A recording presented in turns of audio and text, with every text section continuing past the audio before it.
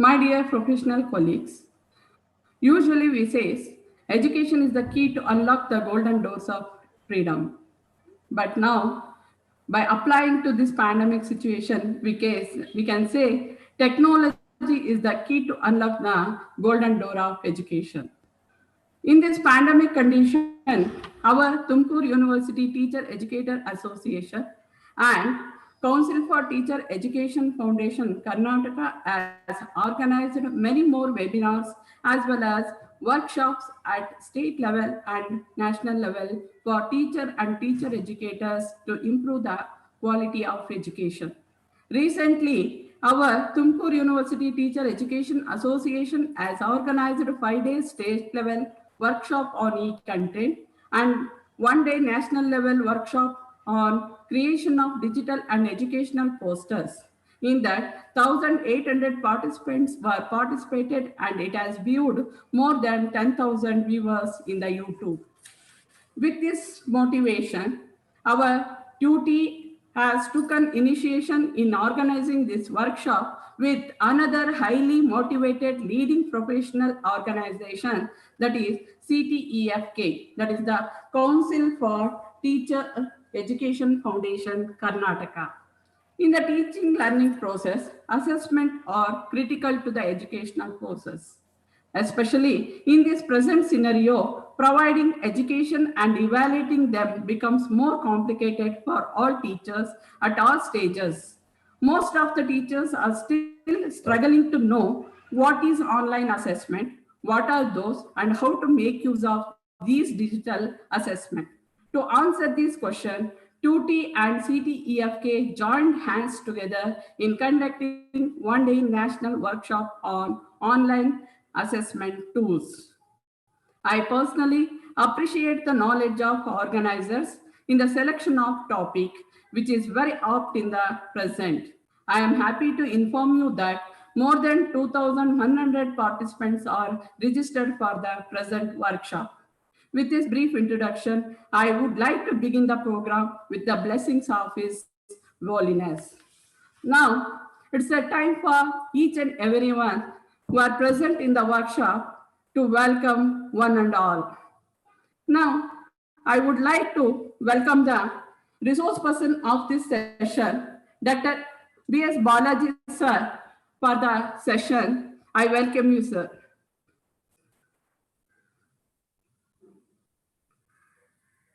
Hello? Hello? Continue. Yeah, okay. And I would like to invite the keynote address resource person, that is Dr. R. Praveen, sir, for the present workshop. I welcome you, sir.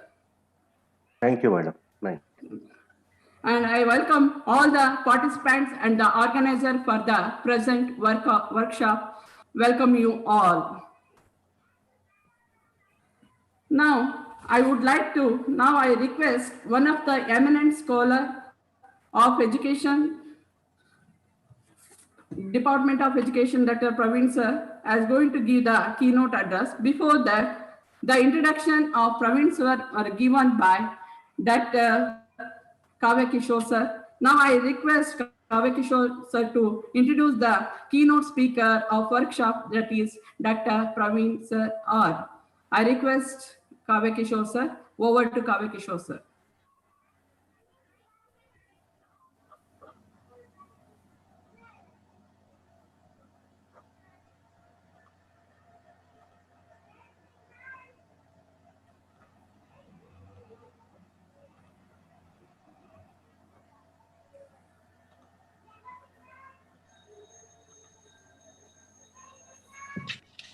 Hello, good evening. Hello, may I audible? Yes. Yes, good evening to all. I, Dr. P.V. Ctefkk, General Secretary, Ctefkk Karnataka Chapter. It's my privilege to introduce today's keynote speaker, Dr. Praveen R., Registrar, CMR University, Bangalore, and Patron, Ctefkk Karnataka Chapter. Sir holds postgraduate degrees in physics, psychology, and in education, an MPhil in education and secured his doctorate of philosophy, that's PhD, in education in 2003 from Bangalore University. An educationist and a passionate teacher, Dr. Praveen brings over 22 years of experience in teaching and over 16 years of experience in undertaking research and in guiding doctoral students, including me also, when I was pursuing my PhD work in Gulbarga University in between 2005 to 9. As a mentor, he has consulted many successful PhD candidates, faculty, and staff on academic matters. Sir continuously has offered his guidance to research students, out of whom 5 scholars successfully completed a PhD degree and 5 more are pursuing the PhD degree. Prior to his current assignments as the registrar at CMR University, Bengaluru, he served as a principal of the CMR College of Education and also worked with a distinction as a lecturer at several reputed colleges under Bangalore University. As the registrar at CMR University, presently, Dr. Praveen Sir leads the academic and administrative function of the university. Sir ensures the policy formulations, regulatory management, and also oversees the policy systems and process implementation, process and systems, including the students' registration and enrollment, maintenance of academic records, course and examination scheduling, and also audit systems, etc. comes under the Sir administrations in the CMR University, Bangalore. Lastly, we conclude that Sir is like a friend, philosopher, guide, researcher, teacher, mentor, and a great human being. And Sir is like an encyclopedia in education, research, and as well as in administration in all the sector. Today, I am here along with you all. This credit also goes to Dr. Praveenji. Once again, I'm heartily welcome to today's keynote speaker, our beloved Registrar Sir, Dr. Praveen R, and our patron of the Ctefkk Karnataka chapter. Welcome you, sir. Thank you, Dr. Kavya, for the warm welcome. The president of Tumkur University Teacher Educators Association, Dr. Jagdish Kumar, the secretary of TUTA, Dr. Maruti NN, the chairperson of Council for Teacher Education Foundation, Karnataka chapter, Dr. Lakshmi Narayan, MR, secretary, Dr. P.V. Kavya, the vice president, and all my colleagues of teacher education across the country. Thank you very much for giving me an opportunity to speak at this forum. And interestingly, though it is Sunday evening 5 o'clock, the enthusiasm among teacher educators shows that there is a need to learn at this particular point of time, because we are all in a different situation. We know from past 6 months how much changes have taken place, how much a transformation has taken place, entire world in various fields, in particular in our educational system. When we look at this transformation from where we were and where we are and where we are going ahead, it's interesting, because once we were saying, I think we were not at all sending mails for weeks together, but today we are doing everything, almost all activities across the institutions is happening through internet, through the technology. That shows how much in blessing in blessing the COVID-19 has helped us to learn into the technology and enter into the digital era. When I come back to this particular today's the theme of the webinar, that is online assessment tools or online assessment tools. I know it's a workshop, and we have with us the resource person of today, Dr. B. Balaji, Associate Professor from Jawaharlal Nehru University, New Delhi. he will take you through the different online assessment which we can make use of in the education system or in education field and in specifically the teacher education. I just want to throw some light on this assessment. As all of us know, assessment, I think some of you might have heard, or assessment has come from a Latin word called assidere, which means to sit beside. Literally, that means assess means to sit beside the learner. How beautifully the word has been taken. Because we should be next to the, as a teacher, we should be next to the learner to handhold the learner at all stages of his learning. And selecting an assessment task is a very complex process because whether we do it for the whole program or a particular course, I mean to say a subject, or for a single component of that particular subject. So it is very important for us as teachers to know what exactly I am assessing and how exactly I am assessing. And most importantly, we must select the assessment task to align well with the intended learning outcomes, which we have already set before our teaching learning process begins. Because overall design of our assessment is based on the intended learning outcome of the learner. And it is very important for us to keep a mixture of the assessment tasks that enable students to build a more holistic picture of their learning. That is very, very important in our teaching learning process. Assessment should be embedded in all aspects of a course rather than being something that is just happens at the end. I think you all believe in that. It should be embedded in throughout. That is why we say it should be comprehensive and it should be continuous and it should be cooperative. So instead of just having an examination at the end of the course after the 6 months or after, it should be embedded throughout the learning. More than any other aspect of the curriculum, a well-designed assessment is the for engaging students in active and productive learning. That is very, very important because making them engaging is very important. That will be done through a proper assessment task. And assessment is always a learning opportunity for students. And as a teacher, we are responsible for ensuring students can use this opportunity effectively. As a teacher, if I ask, there are always three questions will be there in our mind. One is, how do we ensure that there is an effective teaching and learning?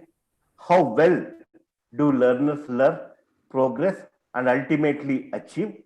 And how do we assess the student learning? These are three important questions that will be always there in the mind of a teacher. For that, as a teacher educator,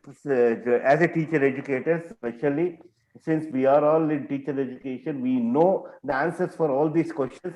How do we ensure that there is an effective teaching learning? That means we will set a clear learning outcomes and objectives and the teaching learning experiences, that is a clear instructional activities. It may be case study, it may be laboratory, it may be discussion, reading, anything. So instructional piece will be there and making students to understand through the probing questioning and make the students to construct and acquire knowledge and provide opportunity for students to demonstrate and practice the knowledge and skills that is learned students in the class, and finally to design meaningful assessment to make the students to understand the students learning.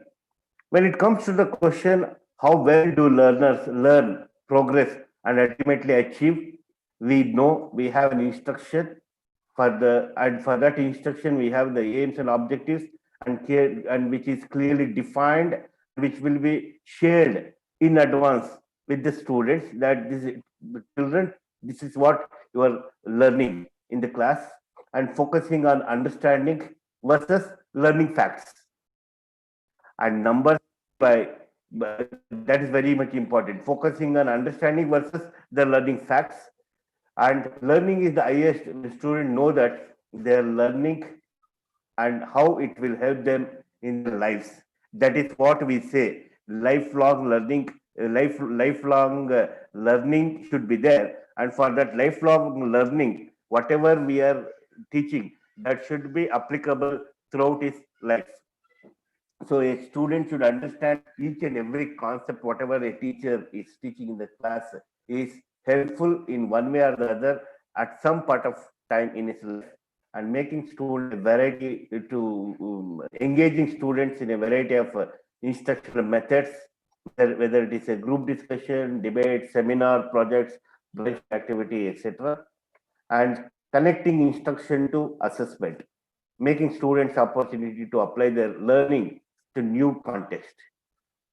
And the third question is, how do we assess the student learning? I am coming now specifically to the assessment tools where methods of testing learning are appropriately identified, and they and also we know we have different two major types of assessment. One is formative and one is summative, and making students to understand what exactly the assessment criteria. And based on that, we have to design a variety of assessments like testing multiple skills through any form of questions. And this assessment, we have two types. One is assessment for learning, and the other one is assessment of learning. When you say assessment for learning, it is a formative learning, which is continuous and comprehensive, and assessment of which is at the end of the course is nothing but the summative learning. Summative assessment or summative evaluation. So keeping these aspects in mind, assessment becomes very, very important in any teaching activity. Now, the question is, how exactly this assessment is used during this online teaching learning process, online teaching learning environment. That is why I think the Tumkur University has taught clearly that this is the time we should look into what exactly the online assessment tools which will help the teacher educators to make the teaching learning very effective. As you all know, I will not be getting into what are online assessment tools and how these online assessment tools will be used. I just say definitely there are advantages of making these online assessment tools, using online assessment tools, like they're highly interactive. I think after Dr. Balaji takes you through, you will remember these words. These online assessment tools will be highly interactive. They're customizable as per the requirement of the learner as well as the teacher, and can be accessed in multiple devices at a time. Not necessarily to make everyone to come at a particular place is not required. It is accessed in multiple devices. The next important advantage is it gives a faster evaluation and grading through online assessment tools immediately. Within no time, you can make what is the evaluable, you can get it done, and also the grading. And instant feedback to students. Instant feedback, not necessarily to make the students to come back after their break, semester break, not necessarily to wait till they come back after their holidays.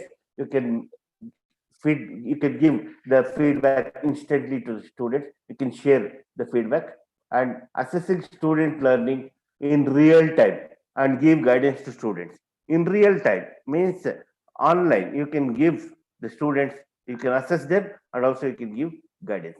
these are major advantages of using online assessment tools. You may ask, sir, is it that there is no disadvantages?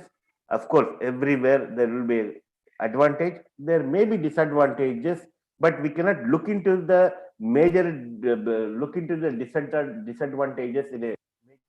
But to say what may be the disadvantages of online assessments, technology is not always reliable because there may be connection, there might be connection or internet problems. As you all aware, Dr. Lakshminarayan was supposed to join.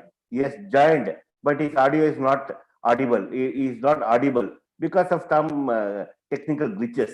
That kind of problems may be there. The energy breaks. If we are using the internet, if energy goes, that is energy, I mean to say, the power cuts, definitely there is a problem, and other things like the technology related. And also there is a cost involved in online assessment softwares. That is also very important. And if Dr. Balaji said, agrees with me, there are more than 75 online assessment tools available for formative evaluation, and more than 20 assessment tools are available for the summative evaluation. And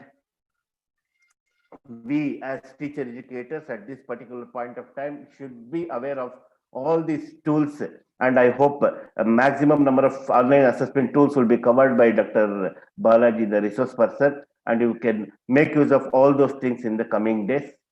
And I hope I should not take much of your time because this is the workshop, and workshop is more important rather than listening to the theory.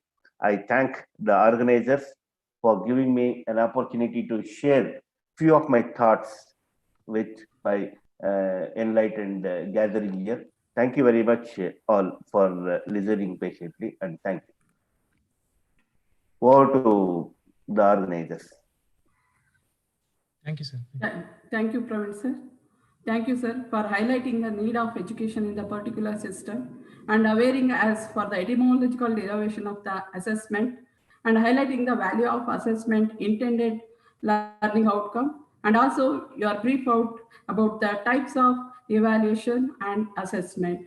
I thank you very much. As you are mentioned, the object of education is to prepare the young to educate themselves throughout their lives. That is lifelong learning that you are highlighted. Thank you very much for your wonderful words. Thank you very much, sir. Thank you, ma'am. Thank you. Thank you, sir. Now I request the Secretary of Tumkur University Teacher Education Association, Dr. Maruti MN sir, Assistant Professor, Siddhartha College of Education, Tumkur, to introduce the resource person to this session. Over to Maruti sir. Thank you, madam. Good evening, everyone. As an organizing secretary of this workshop, on behalf of Tutea and Ctefkk, once again, I'm glad to welcome you all for this workshop. Without wasting much time, I'm happy to introduce a very simple, dynamic, and eminent resource person of today's workshop. Is none other than Dr. B.S. Balaji. So with just screen sharing, I want to introduce him.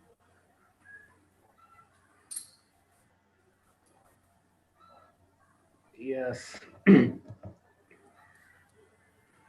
Yes, Dr. B.S. Balaji is an associate professor, School of Biotechnology, Jawaharlal Nehru University in New Delhi. He has completed his graduation and post-graduation from Tamil Nadu, Mannomonian Sundaram University and Madurai Kamaraj University. And he's completed his PhD from University of Pune, National Chemical Laboratory Pune in organic chemistry. So he worked as an associate professor in different universities. Now he is working as an associate professor in School of Biotechnology, JNU, New Delhi. Associate professor, Geetham School of Technology, Geetham University, Dodbalapur, that is from our Karnataka, from 2014 to 15. And also he worked as an associate professor, Vignan University, Valamudi, Guntur, Andhra Pradesh, during 2013 and 14. And also he worked as an assistant professor, Faculty of Science and Technology, ICFL Group of Institutions, Andhra Pradesh and UP from 2010 to 13. And also a domain expert for this reverse thermatics, Chennai, India, during 2009 to 9 and 10. And also a research associate, R&D University of Missouri, Columbia, USA, during 2007 and 2009. So as a faculty track, he postdoctoral fellow R&D University of Missouri, Columbia, 2004 to 2007, and also a senior manager, Shasan Chemicals and Drugs Limited, Chennai, during 2002 to 2004, and also COE, Foreign Visiting Researcher, Hokkaido University, Sapporo, Japan, from 2002 to 2002, and also COE postdoctoral researcher, Hokkaido University, Sapporo, Japan, 1992 to 2000. And also as a research associate, National Chemical Laboratory, Pune, India, during 99 and 99, 98, 99. And also a JRF and SRF, National Chemical Laboratory, Pune, 93 to 98. And also a lab analyst trainee, Madras Fertilizers Limited, Chennai, India, 92 to 93. And also he got some research awards, junior research fellowship, senior research fellowship, research associate, COE postdoctoral fellowship, COE foreign visiting researcher, and research fellowship from 2009 to 2015. And also his professional responsibilities as he worked as a resource person for UGC different FDP programs, and also UGC orientation programs under MHRD. A subject expert interview panel Korean fellowship program under MHRD. Is an editor, International Journal of Life Sciences from 2008. A reviewer, Royal Society of Chemistry, Elsewhere, and American Chemical Society journals from 2007. And his professional affiliations as a member for American Chemical Society from 2004. And he published almost 16 peer-reviewed international publications with cumulative impact factor of 57.80 and H-index 9. Total citations about his articles 275, and he presented almost 20 international presentations and 2 national presentations.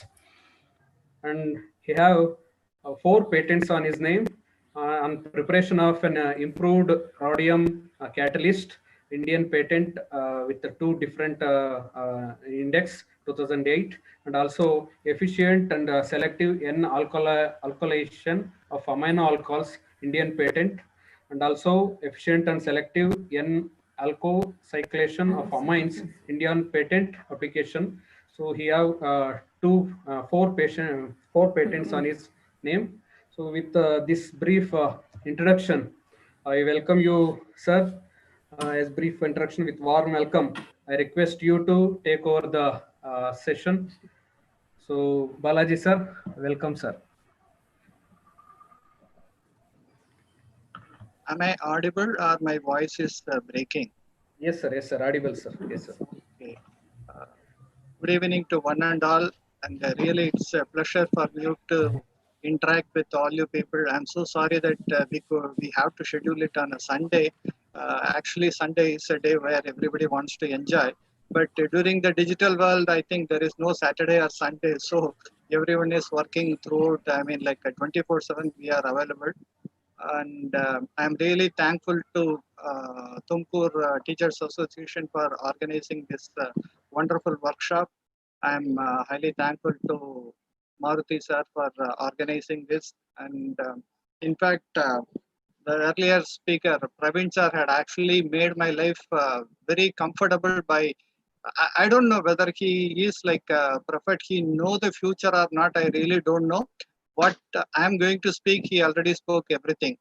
So it's going to be a small repetition of what he had said in an elaborate way with all examples. So thank you, sir, for giving a nice opportunity beforehand itself, so that it's much easier for me to talk about what you have actually said. Thank you, sir. So Thank you. without Thank you, sir. taking much time, I'll just start. One small request to all the participants: if you would like to ask any questions or other thing, you can very well ask in between, because that way we can make it like a much more interactive session, so that we can clear the doubts then and there. Because of course, if we wait till the end of the session, you may be having too many questions, and we may have to, choose to answer only very few questions. So that is not a right thing to do. So I am always open to clearing the doubts then and there, so that I'm actually going to share some of the experiences I have. So you are always welcome to interact in between, and you can either raise the hand or you can post the questions in the chat box.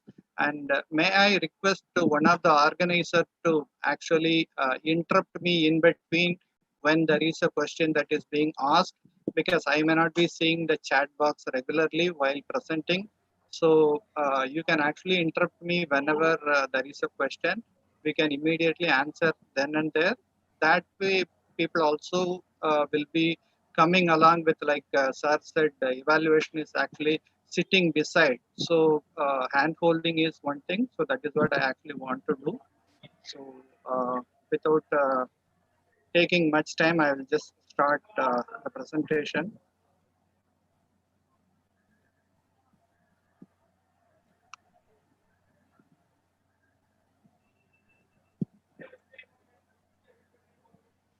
Is it the entire screen is visible to you? Yes, sir. Yes, sir. Okay. Thank you. I'll just start with the online assessment tool. Before that, I'll just, of course, Maruti sir had given not a small but an elaborate introduction about me. I don't know whether I really truly deserve it or not. I really don't know. We have been doing a couple of various online activities with the help from Ministry of Education currently. Earlier it was MHRD. UGC and CEC are two of the national coordinators who have been helping us all along. So some of the things what we have been doing so far is, let me start from JNU itself.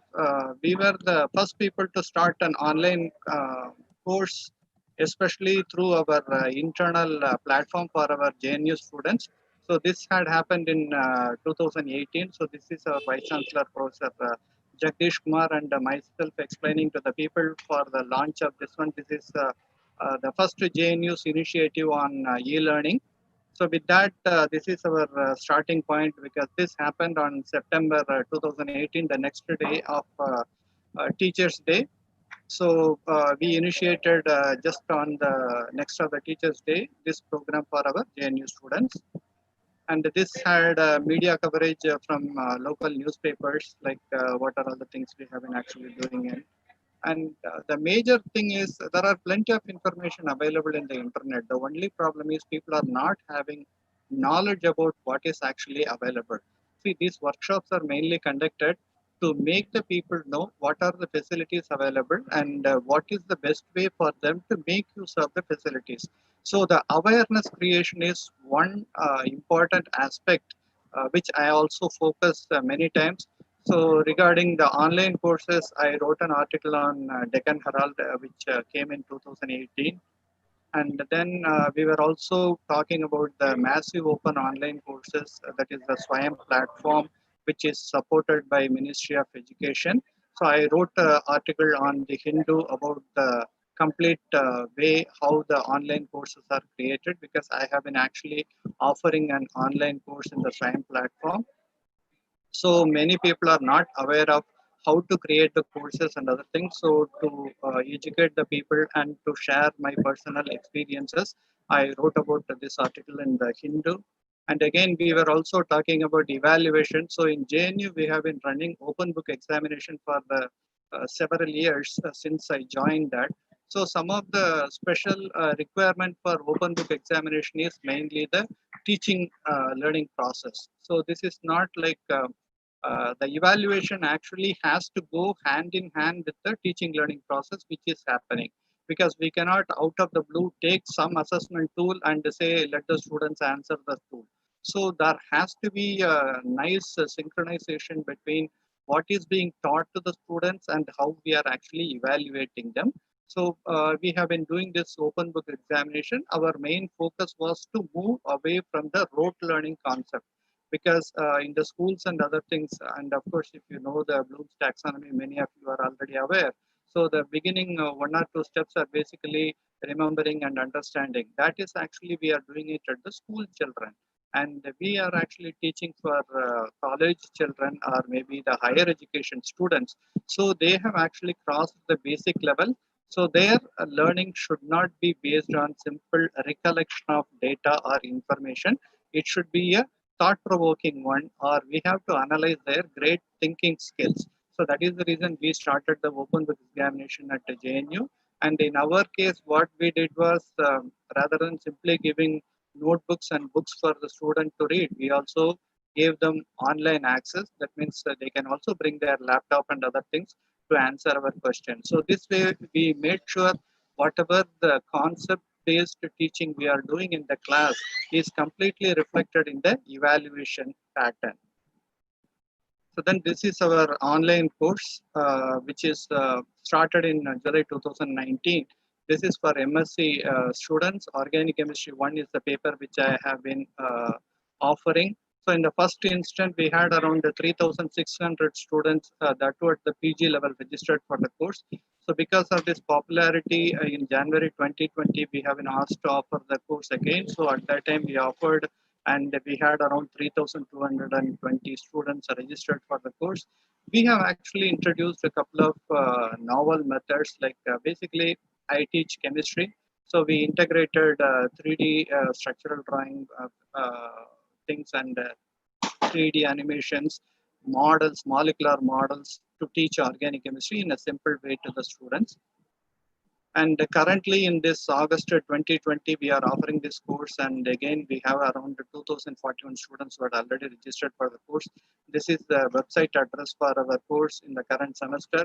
So here we have actually included a couple of modified Bloom's taxonomy, Richard Feynman's techniques, and ADDIE model, Dick and Carey model, neuroslide design principles.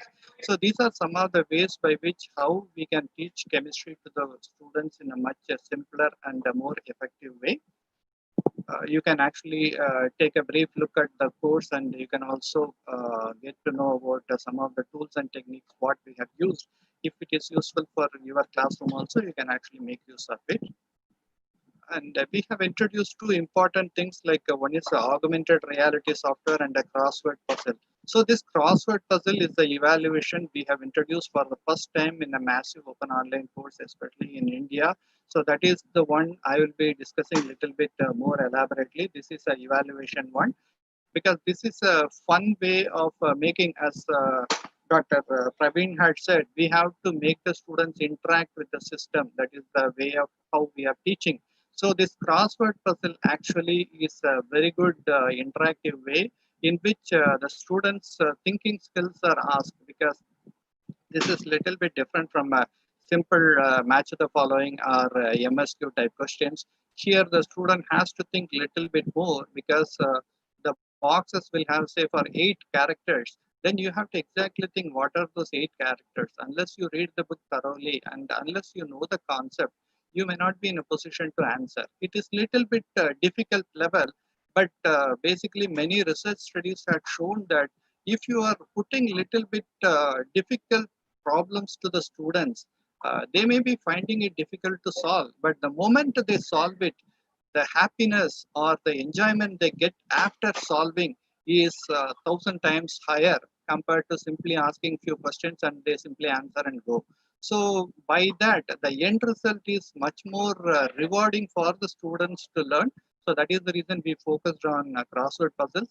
And we also integrated augmented reality, because we are teaching organic chemistry. So visual 3D visualization of the molecules are very, very important in organic chemistry. So that since the students will be accessing the course through the mobile phone, we have actually integrated an augmented reality software with a few molecules which are actually discussed in the course, so that student can directly interact and rotate the molecule and turn the molecules to see how they are actually placed in the three-dimensional space. And I also wrote a couple of articles about the COVID-19 outbreak, and here I will just move through. This had come in Times, and CEC is another place, Consortium of Educational Communication. There I used to write regularly. So best practices for online lectures creation during lockdown. I had written one small article. And recently we have created a lot of e-learning content for the Swayam Prabha channel.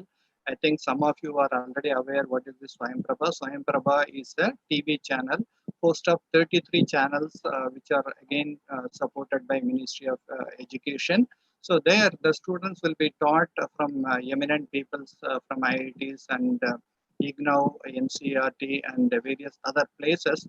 So here, during the COVID lockdown, we know like the urban students or the students who are living in the cities can actually have good access to internet and mobile phone, but the rural students do not have enough internet connectivity, and they also do not have mobile coverage.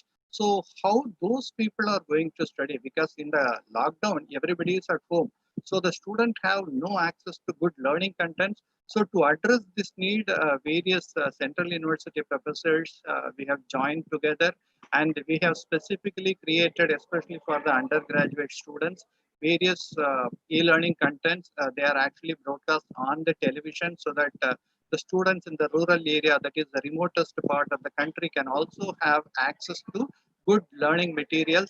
And currently we have actually created close to 500 hours of learning material. So my interview on the ETV was focusing on this particular aspect. This had also been covered in media. And recently I wrote about the new education policies, critical thinking, the scientific pursuit to mastery, in the CEC's newsletter. These things are available with the link I had given. I will be sharing this presentation after my session is over. So you can visit the site and you can get more information. So let me start with the first one, like what is evaluation? The overview of this entire presentation is what is evaluation, why we need evaluation, how we can evaluate, what are the online resources available, some of the examples like a crossword puzzle, Google Forms, Go Formatives, Testmoz, quiz, and I will also be talking few information about Quizlet and Kahoot. So this is my overall brief view about how I am going to actually present. So what is evaluation? This is a dictionary meaning you are already aware. So I'll just quickly read and I'll move forward. The making of a judgment about the amount, number, or value of something. That is what is called assessment. So you are already aware of it.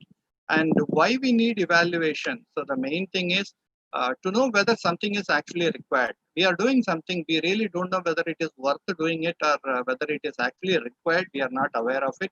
So to know that, we do need to do the evaluation. And another thing is, as a teacher, we do need to know whether we are teaching, whether the students are actually learning or not. So teaching without learning is simply talking. We really don't want that to happen. So the teaching has to be converted into a learning. Learning is nothing but a change of behavior in the person. So that is the reason we do need to analyze or evaluate how the teaching actually works. So we can do, like sir had earlier said, we can do qualitative and quantitative ways. Why we need qualitative and why we need quantitative, that depends on the situation where you are going to analyze. Say for example, we want to purchase a fan. Okay, it's very similar to a student want to do something. So how do we actually measure it? Whether there is a 3-wing fan or a 4-wing fan, which one you want to purchase, whether it is a long one or a short one. So these are some of the things we really don't know how to actually decide on it. So evaluation is a better way to do it. We can actually measure how much air that will be displayed by this 3-wing fan having a long wings, and how much air that will be displayed by this small wing fan which is having more wings. So based on that, and what is the power consumption by these two fans. So there are various parameters we can actually measure. In other words, we can evaluate based on that, we can choose which fan we actually want to purchase. The same way, we can also apply different tools for evaluation. So you can choose one type of tool for evaluating. Some will be lengthy, like this is a longer one. So some evaluation may be pretty lengthy, and some are short, but there are more number of things are there. In other words, there may be more questions which are shorter. So these are all the different ways by which you can actually evaluate. And finally, we can also make improvement if our evaluation tells that, okay, there is a lacuna or there is a gap which we have to fill, then that identification of the gap can be done using evaluation. So to measure whether the teaching is working or not, we can see the delivery of the lecture by the teacher, we can measure it. That generally we do by the distribution of note, and we assume that the students are learning, but sometimes this may not happen. So we do need to have a proper evaluation method to know whether the teaching process is working. So, and I'm teaching, but I really don't have an idea whether the students are learning or not. So we also need to conduct assessment on the students. So one is whether I am delivering which is reaching the student or not, I do need to know. That is one. Two, there is a receiver, and whether the receiver receives whatever I am actually giving. This is something like there is a transponder. You are sending some signals, audio signals. If the transponder is turned off, the audio signals can never be heard by the people. So in other words, if the students don't pay attention and if they are not too keen to learn, then whatever we are doing is going to be a vain. So that is the reason we do need to know very clearly whether this process is working or not. So that is the reason we have to conduct assessment. And how do we do? Sir had already told we have formative and summative. We are fully aware of that. So I'm not going to talk about more in this one. So I'll just move forward. Then there are different types of evaluation. I'll just briefly touch upon. We have informal, formal. We have surprise quiz or scheduled quiz. We have oral or written. We have graded, ungraded. We have open-ended response, closed one. We have brief and extended. So these are different types of evaluations we can actually think of. And as a teacher, you are already aware of it. So if somebody wants to explain some of the things, they can ask the question now. Otherwise, I can move forward.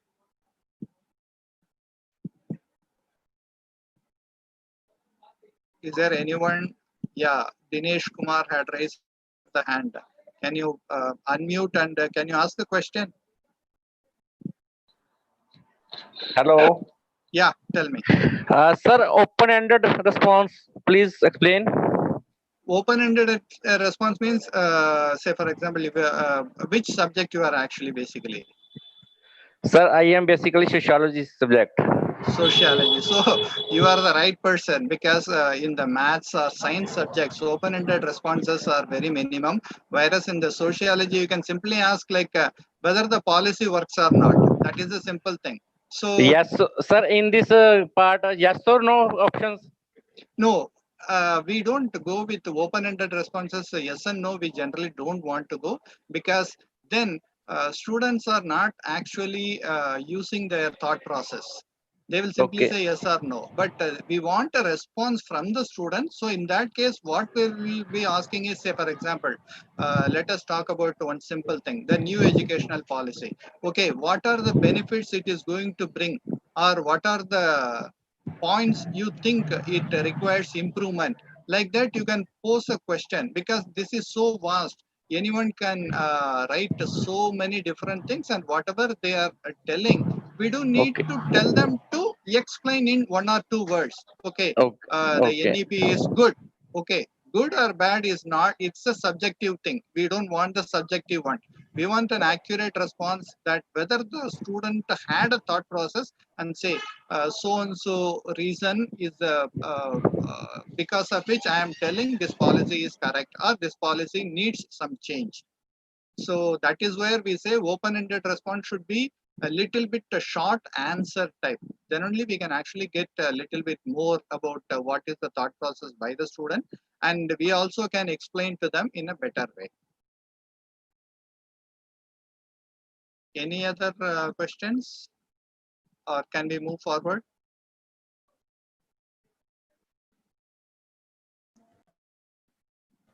Please continue, sir. Okay, sure. Thank you.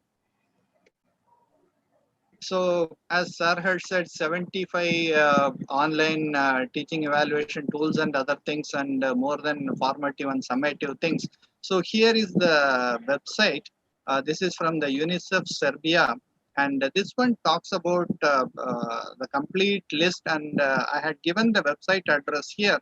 So you can actually go through that, and I think our 1.5 hour session is not sufficient to cover the entire thing. So I am leaving it to you to go through each and everything, because everything has pros and cons, and always some advantage will be there, some disadvantage or limitations will be there. So based on our requirements, say for example, some of the tools are usually very useful for science subjects, and some of them for arts and humanities. So since the teachers are from varied disciplines, they have to actually identify which one actually works better for them. So here is some of the screenshots of what are all the different names which is given. So once you visit the website, you can actually go through that, and some description about that particular software or the website is also given here. So this is an elaborate website where they have completely covered like more than hundreds of information about online tools. These things are basically online tools only. Now, when we talk about assessment, we are actually going to look at the critical thinking skills of the students, the problem solving abilities.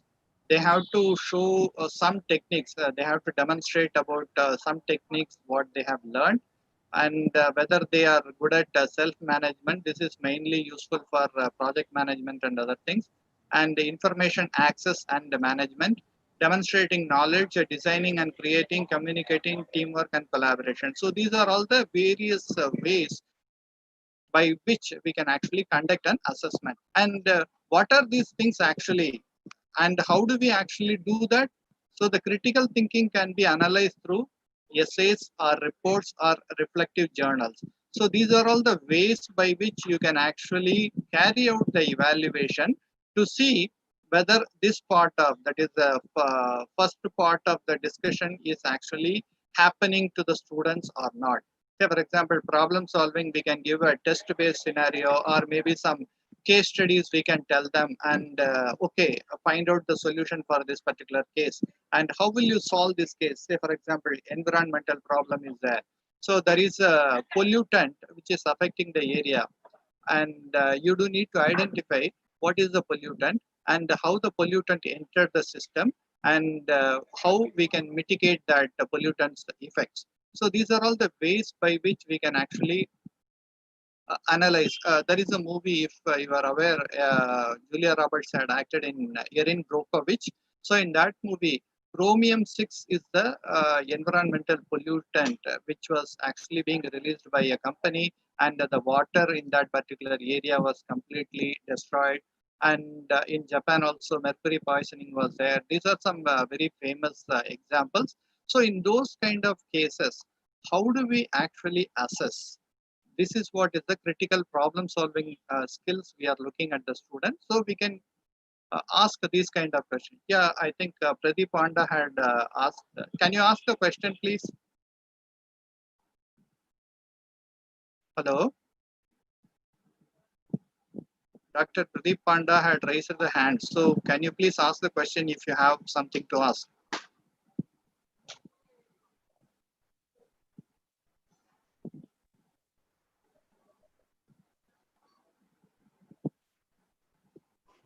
So is it for entering the room, or it is a question you want to ask?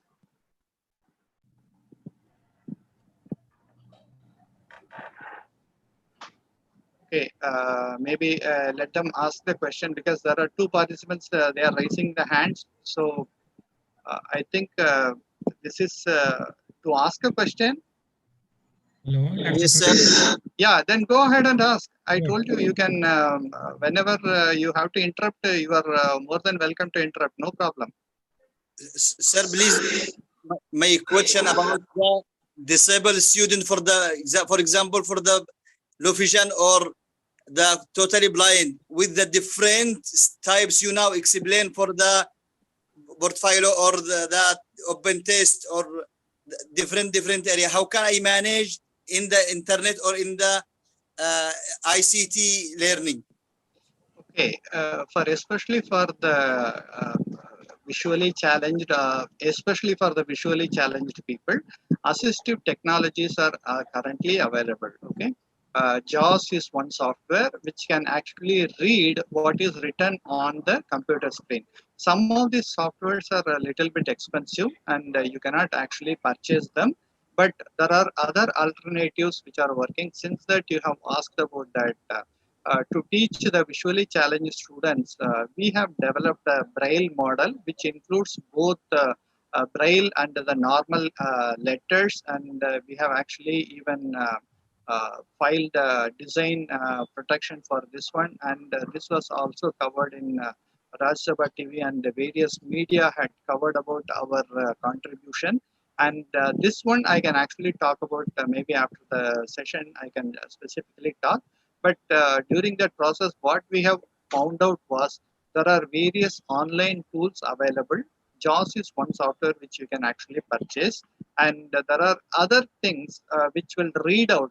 Now, Google Assistant and other things are also available, which will read out what is written on the screen. So the student, see, these people are not hearing impaired; they are only visual impaired. So for the visual impaired students, they can actually hear what is being read on the screen. So they can actually understand, and they are actually given scribes when writing the examination, because we have conducted survey with the visually challenged students. So with the help of the scribe, they actually can give response to our surveys, and they also take examination with the help of the scribe who can actually write. And those softwares are currently available. So that is generally called as assistive technologies. So even many mobile phones and the computer programming, even PDF files actually have this inbuilt option. So when you are saving a PDF file, it will ask you, do you want to give for assistive technologies support? Once you say yes while you are saving the PDF file, then it will actually be read by the computer. Microsoft also gives the software which is speech to text to speech, which is inbuilt. So these are actually available for you to use.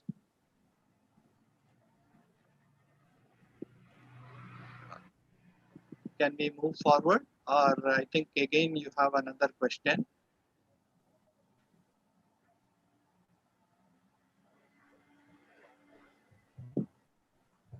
Okay.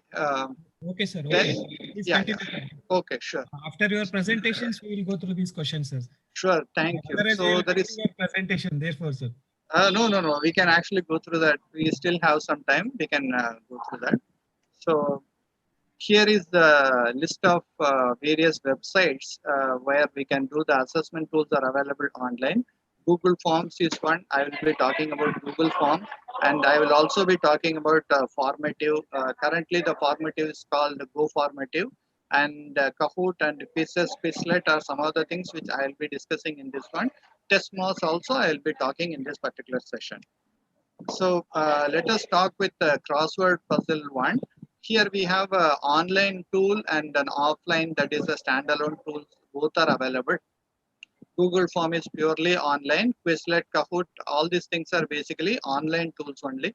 Now the question will come, sir, if the student doesn't have online access, how we can actually answer the questions and other things? So basically in those kind of situations, currently many of the tools which are available is integrated into internet and online tools only.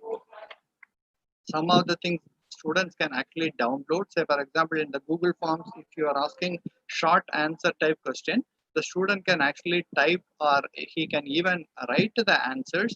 He can scan the whatever he had written as a JPEG image, or maybe through some of the scanners in the mobile phone, whatever he had, or he can even take a simple picture of that, and he can directly upload it whenever the internet becomes available. So that way, most of the tools can be used. Even some of the things are Google does have an option. Do you want these things to be available offline? So you can actually download some of them and store it on your computer so that you don't have to be online every time whenever you are accessing that. So these are some of the ways by which you can actually mitigate the internet. Even if it is not available, you can still make use of it. So let me put some of the simple steps to create a crossword puzzle. Now, I just want to ask, is my screen fully visible, or this top things like participants and other things, Zoom details is coming to your screen? No, sir. Full screen is visible. Okay, that's great. Okay. So the first step is create the question in MS Word. So this is how we actually start the crossword puzzle creation. And then we do need to identify the words to go in the crossword puzzles. And we also create the clue. So these two are very simple things. Now you will be wondering what is the questions I have to create and what is these things. When I show the actual how we do it, you will say, oh, these are so simple. Anyone can easily do it. So when I can do it, I hope you can also do it. So it is not just a jadoo or nothing. It's very simple. Only thing is we do need to identify the right word, because the evaluation is based on the right questions you are asking. I think some of you would have watched the movie, the I, Robot, the English version where Will Smith acted. So in that movie, the actual creator was killed by one of the robot, and the robot will tell that you have to ask the right question for me to answer. It will say, if you ask a wrong question, I will not answer. So the same way, to know whether the students actually studied or learned something, we do need to ask the right questions. Then only we know exactly whether they learned or not. Otherwise, many times what happens, of course, some of the students are a little bit mischievous, so they will simply copy paste from whatever the resources available without knowing what is being asked. So that way, identifying the right words to go in the crossword puzzle is a little bit place where you have to pay a little bit more attention. And then once you identified the correct words and the clues, then you can enter the words in the field in the computer, actually the online website, and you can actually choose between across, down, or horizontal and vertical. These are two ways how you can actually create the crossword. And finally, you have to click create to do that. So I'll just go through each steps one by one. So this is the step one. Now you see, I'm taking the example which I have actually used for my course. So this is the module one. I have actually created some 10 questions. Now you will be asking, how do you say these are questions? These are simply statements. See the first statement, during the bond formation, both electrons are donated by one entity is heterogenic bond formation. The hydronium ion is the simplest type of oxonium ion. So these are simply statements. So how do we know these are actually questions? So now this is where the actual thing comes into picture. So the words which are highlighted here, or the underlined words, are the one which will go into the crossword puzzle. The rest of the statement is basically the clue for the students. So the first question is going to be, during the bond formation, blah, blah, blah, this heterogenic will be the underlined word which will go into the crossword puzzle, and then it will end with a bond formation. Now the student has to identify what is this particular word, because unless they know when both the electrons are donated by one entity, and if it is bond is either formed or broken, we say that is a heterogenic one. When both the atoms share one electron each, that is what is called covalent bonding. So this is similar to ionic bonding. So students will be thinking whether it is a heterogenic bond formation or ionic bond formation. So this is where the actual thinking comes into picture. Now the students thinks like, okay, when bond formation is given, so they simply say covalent and ionic. So the ionic word will have only 5 letters, whereas here heterogenic will have more number of letters. So in other words, student should not wrongly think and answer that. So this is one way of making sure the student understood the concept in a better way. And again, other questions are also in the entire sentence. You can choose any word that will go into the crossword puzzle. but choosing the right word is the mainly important aspect. You will be, as a teacher, you should be doing that. So here, this is frontier molecular orbital. So in this FMO method, I have written blah, blah, blah. So here, the orbital is the one thing which I actually want the student to know, because the entire frontier molecular orbital means this is related to the orbital. So that orbital energy is crucial for deciding which will be the donor and which will be the acceptor. So the student should know that. Otherwise, at a later stage, when we are talking about how the bonds are formed, they will be completely lost because they don't know the basics that orbital energy is the deciding factor.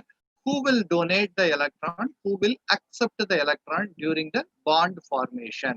So if they wrongly understood the concept, then they will write wrong reaction mechanism. So even though these are very basic or fundamental questions, the implications of giving a wrong answer at the basic level leads to complication at the higher level of understanding. So to avoid that, we make sure the students know the basics thoroughly, because these crossword puzzles are mainly focused on understanding their basics. Once they know these basics, then we will be giving the other formative examinations and summative examinations on a regular basis, and we will be trying to figure it out, okay, how much they learned and how much they have to learn. And if they don't understand, say for example, I ask one question and more than 80% of the students wrongly answer that question, then that should ring a bell in my mind. That means I did not teach that concept properly to the students. That is the reason 80% of the students did not follow that particular thing. Now it is my job to correct it, and I will be asking some more questions to the students. Okay, what is the difficulty you are having in that particular thing? And see, this is how we can actually do a course correction while we are actually teaching. Although every year we get a different sets of students, not every time all the students will be of the same caliber. Every year the students level of understanding keeps on changing. So our way of teaching also has to be adjusted to what is the students we are actually going to teach. So in that case, doing this kind of evaluation in a more rigorous way helps us understand how much they understood, and if there is some lacuna from our side, if we have to do little bit more work to make them understand, then those course corrective actions can be done by ourselves. So that is the reason we mainly focus on evaluation as an important aspect.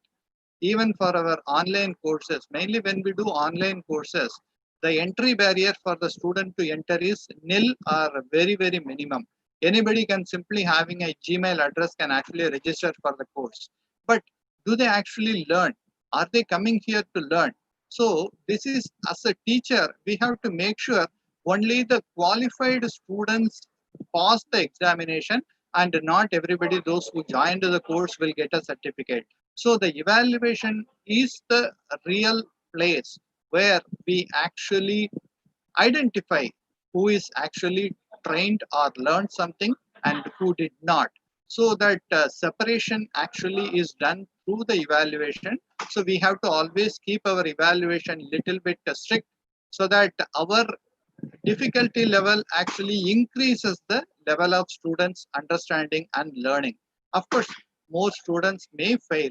It is not a wrong thing, because once they know it is difficult to cross, then the people who actually want to cross that will put a little bit extra effort to cross the barriers. The more and more we push the envelope, the students are also going to learn more and more. So rather than reducing our bar, we should actually increase our bar, and that is what we have been doing so far. And the students are also quite happy, because when you are going for competitive examination, because our teaching learning is only a part of it, they have to actually face the real world. So in the real world is really what do you mean say nasty outside, and they are brutally cutthroat. The competition is there. If the student is actually not trained enough, they cannot even survive the outside world. So to make them face the reality, we do need to train them during our course itself. So that is the reason we always keep the level of evaluation at a little bit higher or a little bit difficulty side, so that those who are really qualified moves to the higher level. So here, as I mentioned in the third step, the clue is actually removed. So the word is actually removed. So the rest of the things is the clue which we are actually going to enter. And this is the website address. The teacher's corner is the website. Here you can look for the crossword puzzle maker. So this website is the place where I generally use, and this is actually free to create. So here you can see the complete the crossword puzzle below like that. So once you go to this place, you have a word and you have a clue here, whatever you can actually enter here. So these are two columns available. So whatever is the word which you are going to put into the crossword will go here, and the clue actually goes here. So this is simply like from the Word document, you will be simply copy pasting the information. So this is what I have actually done. So the first word and the second word, third word, all the words are given here, and all the clues are written here. So in the clue, whatever is the missing word, we just put as an underline here. So that means this word will actually come here. So this is how we actually create the crossword puzzle online. So once we entered all this information, then the next step is we have to scroll down to the web page. There we can actually see make a crossword puzzle, and at that place we can actually, as I mentioned earlier, we can have across and down or horizontal and vertical. So these are two different ways how you can actually create the crossword puzzle, and with the same words we can actually create a more number of crossword puzzles, because every time you click make a crossword puzzle, this is actually going to generate a new crossword puzzles every time with the same words for you, so that you can actually create with the same set of 10 words more than 6 or 8 different crossword puzzles can be created. I think Pradeep Panda is asking a question. Dr. Pradeep Panda, you can ask.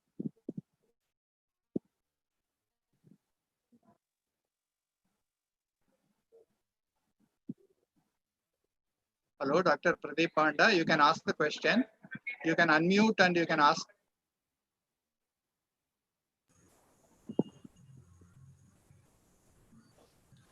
Hello. Yeah. Hello, Dr. Panda. Please put your question in the chat box. If the network problem, please put your question in the chat box. I'll move forward and let him put the question, and ma'am, you can ask the question. Okay. Sir. So here actually I'm just showing some of the screenshots from the website. I can also take you to the actual website, and we can also browse through the website to see all these things, because this becomes much easier for us to discuss. So I will tell all the functions what are given in that particular website. So we have two things. One is the answer key, another one is a puzzle. So we are actually going to create the crossword puzzle. So we click on this one. So this is where it is given in the green color. So here I have chosen across or down. So this is how the crossword puzzle actually comes. And when we can create this one, because this is automatically created by the website. So you can save this as a PDF file or an image. So two options will be given to you, and you can actually choose any one of the option and download this in your computer. So this you can actually share it with your students for them to solve. So this is basically the image file which was actually downloaded, and this is the PDF file. So you can see the PostScript file shown here. So these two are two different ways how you can actually save the file. And the next one is the answer key. When you click on the answer key, your answers are actually displayed on this one. Because whenever we create a crossword puzzle to share with the students, we also need to have the answers key readily available with us. Because maybe now when you are creating, you may actually know the answers to all these questions. But after a month or so, maybe you have created more than 15 or 20 crossword puzzles, then it is going to be really puzzling for us to solve all these things. So it is always better whenever we create the crossword puzzle, the answers also we save along with that, so that it becomes much easier for our future reference. So this is a JPEG image or the image. This is the PDF format. So whichever way you want, you can actually download it and save it.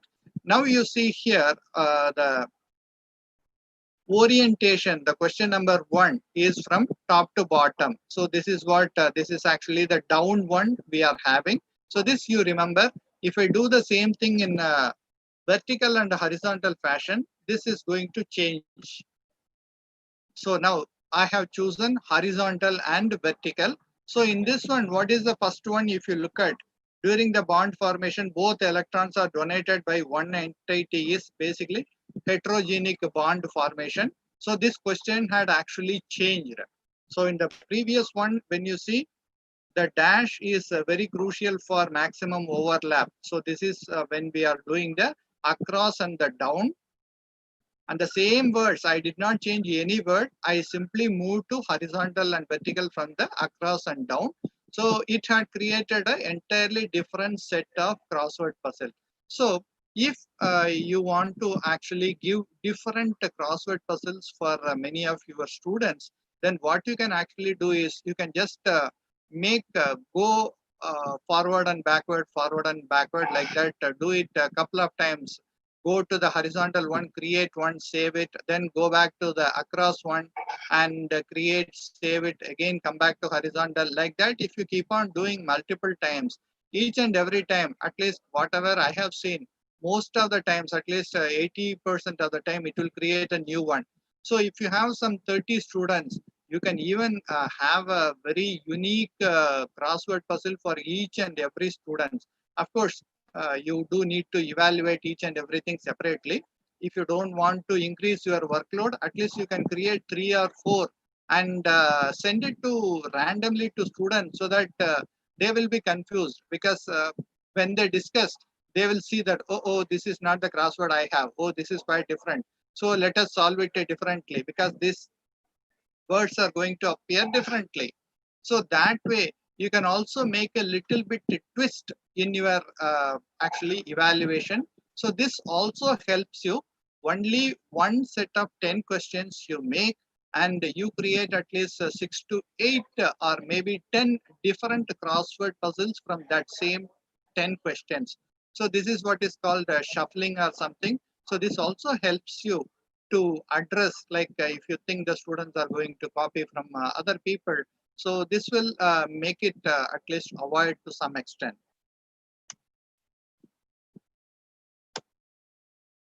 And the advantages of this online creating tool is it is very easy to create, and you can download both the PDF and the image files.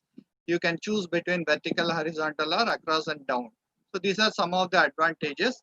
And when we talk about the limitations, actually we cannot do auto grading. So of course, some of you are familiar with auto grading, some of you are not familiar with auto grading. Auto grading is basically the computer will evaluate your answers.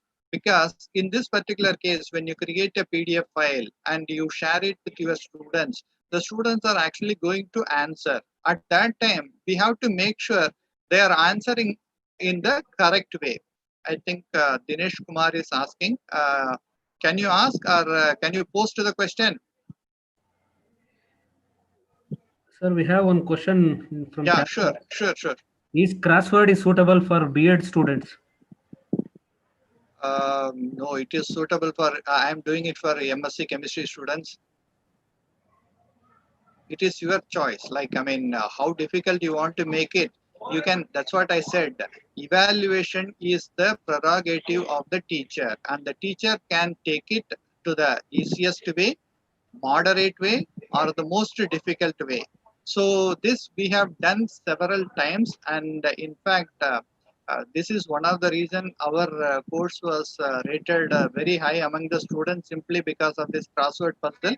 And these are all MSc students, and many PhD scholars are also there, and even various faculty members. In fact, The second time we had close to 600 faculty members registered for our course. So this is not for B.Ed alone. This is for any subject you can actually choose.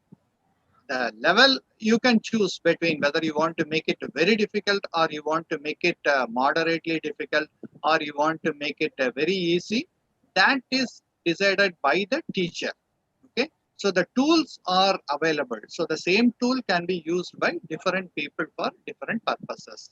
One more question. Yeah. Is this a paid version or free, sir? No, it is a free version. That is, see, I would like to tell you one thing, like we always look for only free version, because that is the reason I had taken this as the priority one. Of course, Testmoz, Quizlet, Quiz, Kahoot and everything, these are basically paid versions. Okay, subscriptions are required. So I'm not going to talk much about those. Of course, I will be talking about that, but many people cannot afford to purchase all these subscriptions and other things. So I always go with open educational resources or the free softwares. So this is entirely free. The only limitation is basically you can set 10 questions in the free version. If you purchase, here also there is a purchase option is there. So if you go with the purchase option, you can go with more number of questions. But I'm comfortable with just 10 questions. So every week you can conduct one quiz. That is how we are doing. We have a 15-week MSc course which we are offering. Every week we will be releasing one 10-question set for the evaluation. So that is more than sufficient, and it only allows 120 character in the clue section. So this is one place. There are some limitations. Additionally, I will tell, if you are looking for 2 or 3 things you want to ask, say for example, if there is going to be a rain, what are all the things you have to take along with you? Maybe an umbrella, maybe something like plastic cover or something like. If you want to ask 2 or 3 more things, that cannot be done using this crossword puzzle, because the crossword puzzle is only one word is possible. So that is the only limitation. So based on that limitations, we can actually work on that. So this is a free version only. It's absolutely free. Yes, Dr. Joginder. Yeah. Yes, sir. I have joined a SWAM course, but this is available on the Android mobile only. So I have got a iPhone. So will it be? Is it not available on that mobile, sir? Basically, the platform is the one, because you can use it in any platform. See, there are 2 things. Basically, one is accessing, one is storage. Say, for example, our entire course are stored in the cloud. So the cloud can be accessed by any device. So mobile phone is a device, laptop is a device, personal computer is a device.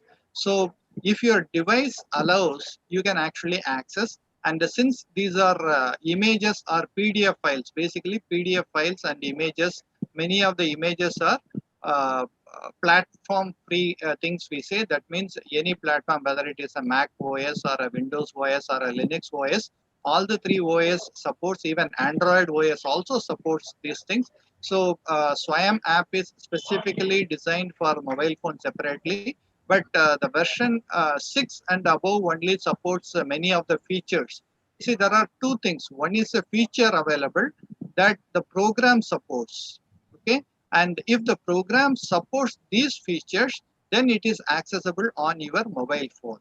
If your mobile phone is having a version, that Android version 5 or older, many of the SWAM mobile app versions are not supported. So that means many features which are available, you may not be able to use it. That is the reason they say, if a mobile phone is not usable, the only option is go for laptop or a personal computer. Yes, sir. Please continue.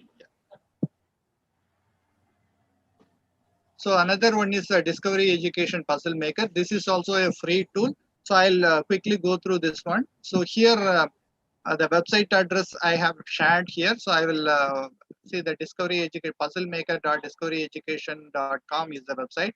So here you have a couple of steps to do. The first one is you can type the title for your crossword puzzle, and the next one is how do you want to have it. In the previous one, it automatically generates. Simply, you don't have to say how big the crossword puzzle is going to be, because you have no control over that. Every time it creates on its own a new one. Whereas in the discovery puzzle maker, you can actually define how you want to actually make it. So this is one additional things I will tell you, because by this one, you can even create like hundreds and thousands of things with the same words. So here, step 1, step 2, step 3, step 4 are there. So here, the size of the square, I'll just show what is the size of the square. This is in pixels basically. So whatever the word you are going to enter, how big the sizes are going to be. And the step 4 is basically the clues and the words what we have seen earlier. So the first, in this particular case, we are not having two different columns as we have seen in the previous crossword puzzle maker. Everything is put in a single box. So the first word, whatever you are typing, is taken as the word for the crossword puzzle, and you have to leave a space. And whatever comes after the space till the full stop is considered as the clue for that word. The same way here, orbital. Then everything, whatever is the question, we are going to enter this. So maybe 1 or 2 times when you enter, you will get familiarized with this one, how to enter this. So the words, whatever you are going to put in the crossword, has to come as the first word in the start of the sentence, followed by a gap, followed by the clue. Whatever is the clue, you just type directly from that one. You cannot have this heterogenic word here and you start the crossword puzzle. So this is one thing you have to remember. The first word has to be the word which will go into the crossword puzzle. So that is the limitation you have to remember. And now I have made 8 by 8. Width is 8 and height is 8. That matrix I have made for the crossword puzzle. So this is what I get. So at the bottom, you see across 1 and 2, these 2 are the questions, and the words will go here is the one it is given. So this can be saved, but one limitation here I will tell later. So the next one is I have actually put additional questions. If you look at 1, 2, 3, and 4. There are 4 questions I have put, but I have kept the square 8 width and the height 8 only. Now you see, I still have only 2 questions. The remaining 2 questions could not be put into this particular crossword because I have given only 8 by 8 matrix. In the 8 by 8 matrix, only these 2 clues or these 2 crosswords only can be entered. So now what I need to do, I need to change the width and change the height. So when I change that to 10 and 10, now it is including one more question. That means 1, 2, 3. 3 questions are now included. So I have to go for 15 by 15 matrix. In this particular case only, all the questions, see I have included 6 questions. All the 6 questions can come very easily if I go with 15 by 15 matrix. So this is how you can actually keep on changing or keep on modifying to know how many number of crosswords you can actually create here. Now you change the number to 14 by 15 or 15 by 14 or 12 by 13 or 10 by 20. So you can just keep on playing with these 2 numbers. And every time, if all the questions can be included in that crossword puzzle, then you are going to create new crossword puzzles. So in the previous one, you go between across and the vertical one, you create new one. Here, you simply change the matrix size, you create a new one. So this way, you can also create n number of crossword puzzles with the same questions. So these are some of the ways, like, I mean, you create only 10 sets of questions. I think there are 2 people who are asking questions. Can they just ask? Kiran Malik, Dr. Kiran Malik, can you please ask? Hello? Dr. Kiran Malik, you can unmute your mic and then you can actually ask the question, or you can actually post the questions. Whichever is convenient, you can do that. sir. Am I audible, sir? Am I audible? Am I audible, sir? Yeah, maybe feeble, but you can keep your mic closer, then you can ask.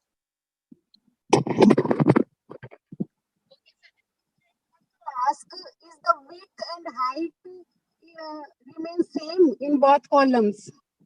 What, madam? No, you don't need to have the same numbers. It is your choice. You want to go with 1520 or 2040 or 6080, any number, it is your choice.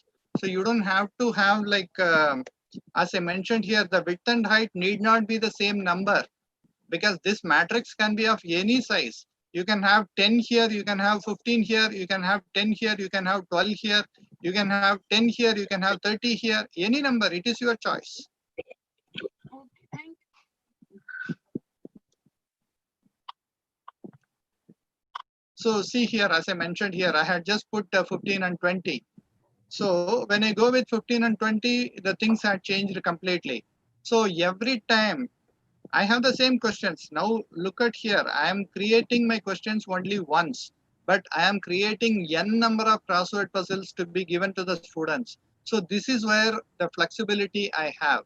I don't have to worry like whether the student is going to copy or not, because in many times, if you create a different type of things, they get confused, and they may not sit together to see, oh, these are all the same things in a different way it is being asked. It will take some time for them to answer. What you can do in the meantime is you can also jumble these words. See, the first question, what you have put for 15 by 20, you make the question to the fourth one or a fifth one. And because here you have to simply copy paste the information. So just cut and paste the information at the bottom and just change the number here. You are going to get another new crossword puzzle. Yes, sir. So, One more question. Yeah. Is it possible to create puzzle in Telugu or in any other local regional language? If you can type on that language, yes, obviously you can do that. It is only the language which is being typed here. If it is typed in Telugu, and that is how you want to make it, because the software has to, the website has to understand your language. So that is the only limitation here. So maybe since you have asked, no one had asked earlier this question, I will also try to figure it out whether if it can be done. Otherwise, how it can be done, that also I will surely look into. And at least in the future, I will try to answer this question, because currently we have been using only English. So I haven't thought about this. So the only thing is the website should support, that much I am pretty sure. So if the website can translate whatever you are typing here, then you can actually see the things here only. So the questions can be asked here. yes, sir. One more question. Will software create a number of boxes according to word by itself, or we have to mention it? No, these boxes are created by the, the website itself. Okay. We don't have to mention like the fifth word has to come here or the fourth word has to be here. Nothing I am mentioning. So this will choose. That is what I said. Like, it will randomly select it. And that is the reason it will create every time. Once you refresh the page, you are going to get another crossword puzzle. You refresh the page, it is going to create another one new. Yes. Again, Dinesh Kumar asking which software we can use for visually impaired students. So that's what I said. For visually impaired students, assistive technology is the only thing. So it has to read out. Just hold on for a minute. Okay, sir.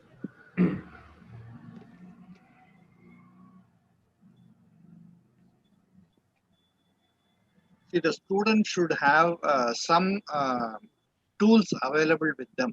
Basically, if they have a mobile phone, currently many of the mobile phones have this assistive technology, and there they have to enable that assistive technology from the mobile phone's operating system, Android OS.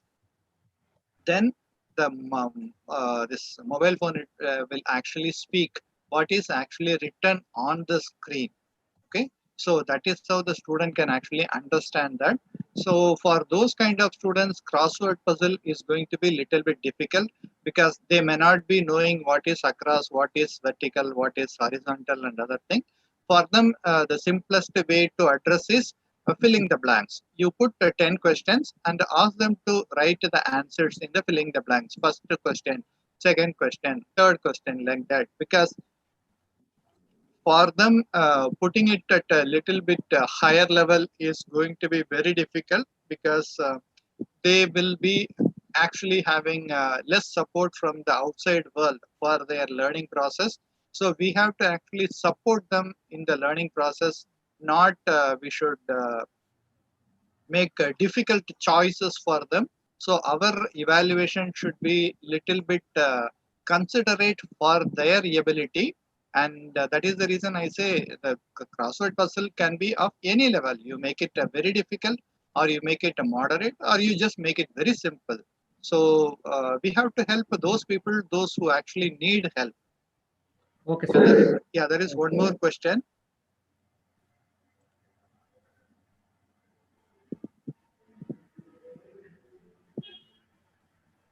Anyway, so this is a side-by-side comparison. I have said like this is a 15 by 15 matrix with the 6 questions. This is a 15 by 20 matrix with the same 6 questions. Now you see these two are entirely different. So the first question is here, maybe like this, and in the second one it is here, and the fifth is here, and here the fifth is down. And this way we can actually make n number of different combinations, permutation combination. It is your choice.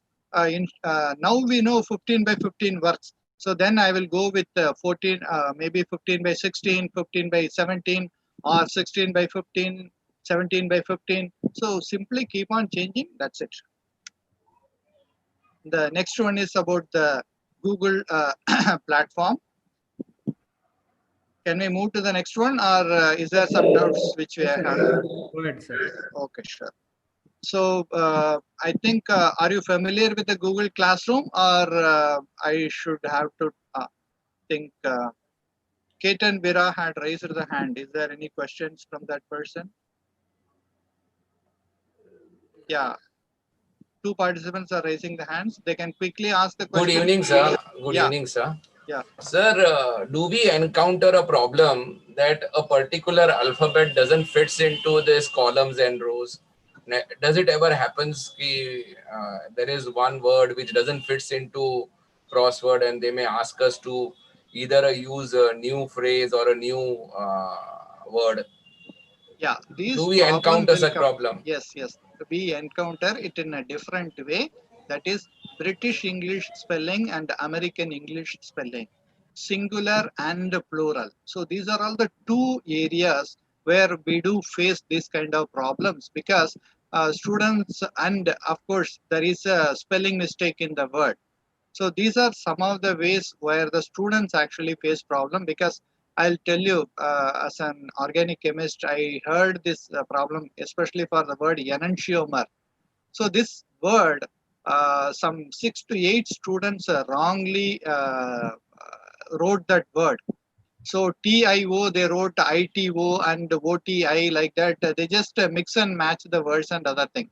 The words are, the letters are same, but the sequence in which they have to enter are entirely wrong.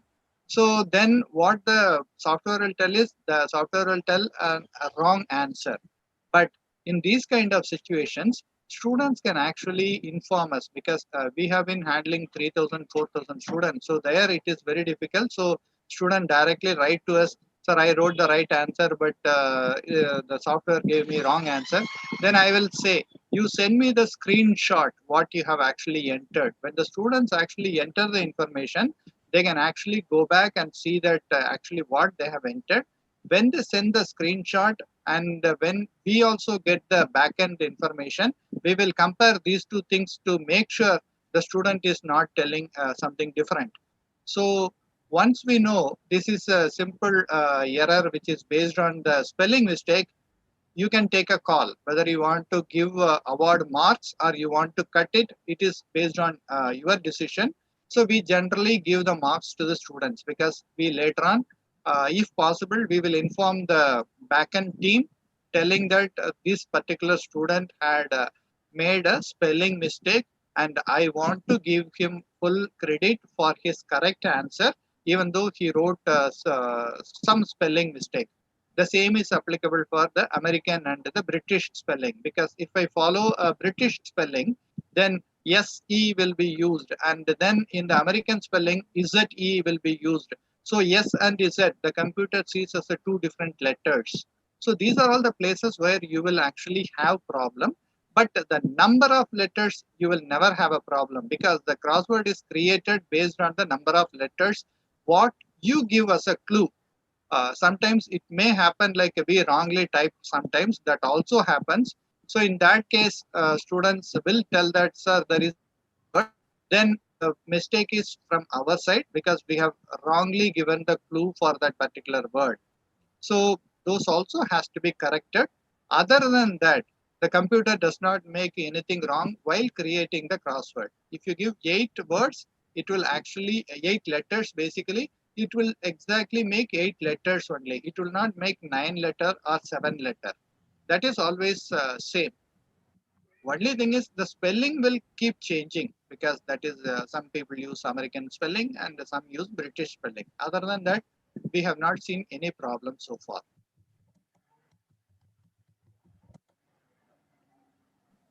Can we move forward? Yes, sir. Okay, sure. I think you are familiar with the Google Classroom, so I may not be discussing more about that. I'll directly go to the place where we will do the forms. So this is a Google Classroom I have created, and I'm a student or a teacher. You have to go to create a class. So I'm a teacher, I will join. So when you are creating the class, you know already how you can create a class. I put the chemistry 101 create class, and I just click create. These are all done, and what I type here is actually communicated to the students. So here we generally share with the class. It can be notes, videos, crossword puzzles, question papers, evaluations, anything can be shared here. So create in the next thing when you go for assign work to your class. So you can create an assignment and question. So this is the one we are actually going to see right now. So we have various types. One is an assignment, another is a quiz, another one is a question. You can share the material or reuse the posts. Though these two we are not going to see. We will see the first 3 things. Once you click on the assignment, it will ask for the title and it will ask for the instructions. If you want to give some instruction, you can give the instructions, and under what topic it comes and how much marks you want to give. The points are given here, and what is the due date by which the students are supposed to submit, and this comes under which topic of your lectures that you can give. And the rubric is the advanced one. This will be used after you create the students are given the answers. You will go to the rubric to see how to evaluate the answers, and the originality report checking also can be done. So first, when you click on the create, we can create a blank quiz. So it will show, do you want to use a Google form? And simply click on yes, I want to use the Google form. Then it will create the quiz, whatever you want to create. So on the right hand side, you will have this particular icons. So the first one is plus sign is for the add question. Then the next one is import question. That means you are going to import the question from some other your computer, from a Google Drive or some other source. And you can also add a title and description to your question. You can add an image, you can add a video, you can add a section. So these are all the different ways by which you can keep on adding different questions. So being an chemist and being an organic chemist, I just have created something related to chemistry only. You can choose your own subject, whichever you are going. Because I have chosen here, the reason is I can actually add an image. Basically, when we are teaching, the students has to know about structural drawing. So some programs are specific for structural drawing, but these are not available for all the students to use. So in that case, the easiest way is just draw the structures and paste it as an image. So this is the best and the simplest way you can actually post the question. So this is the question I have written here.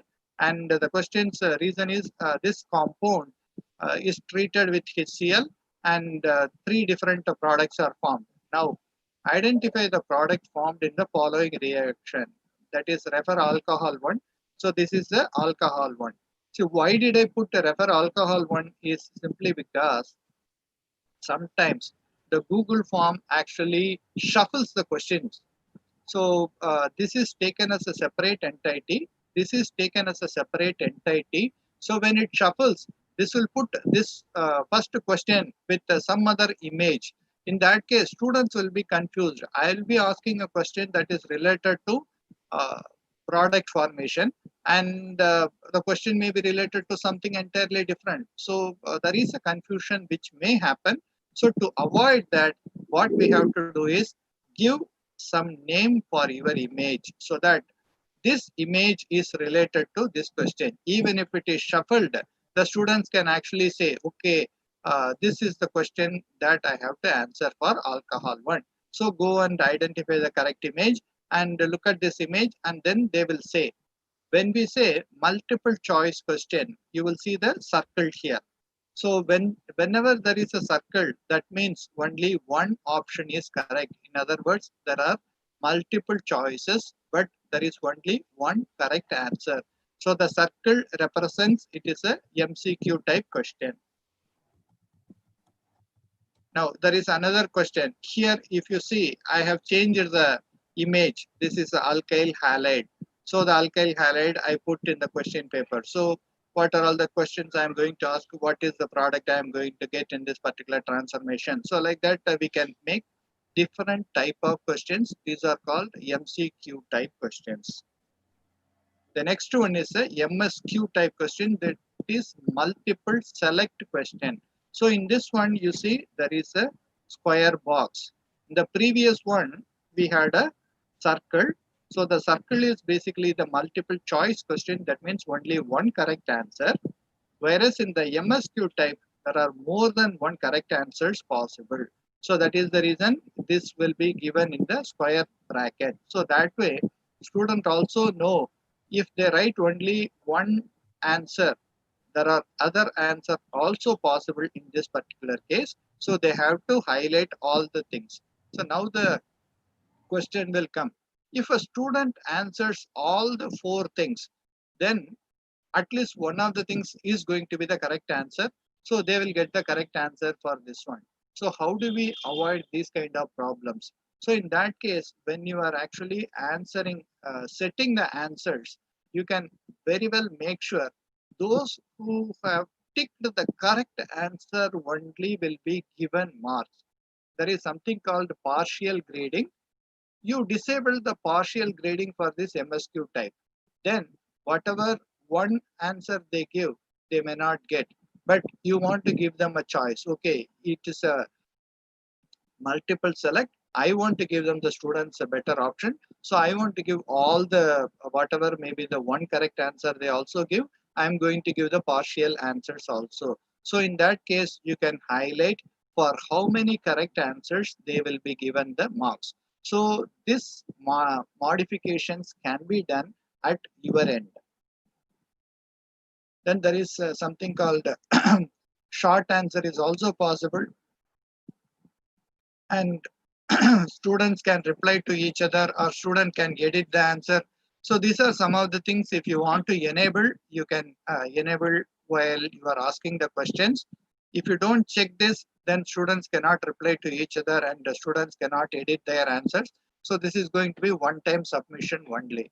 So these are all some of the things which you can decide while you are conducting your examination.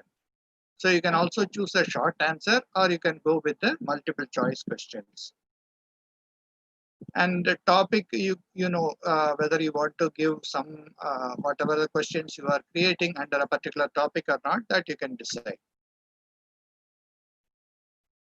Are you familiar? I mean, are you fine with this forms, or do you want some demonstration or some discussion on this one?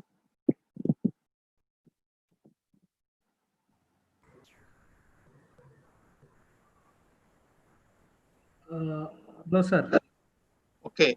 So how much more time I have? Because we are closing 7 o'clock. So do I have some time, or how quickly I have to finish? Yeah, we have 15 minutes more. Sure. Okay, thank you. So we will go with the next one, which is Go Formative. So this is again, the website address is goformative.com. Here you can actually register.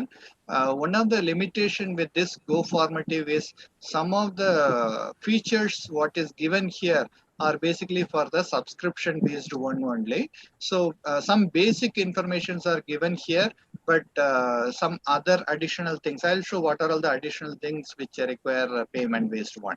So you can click on the plus sign to create your first question.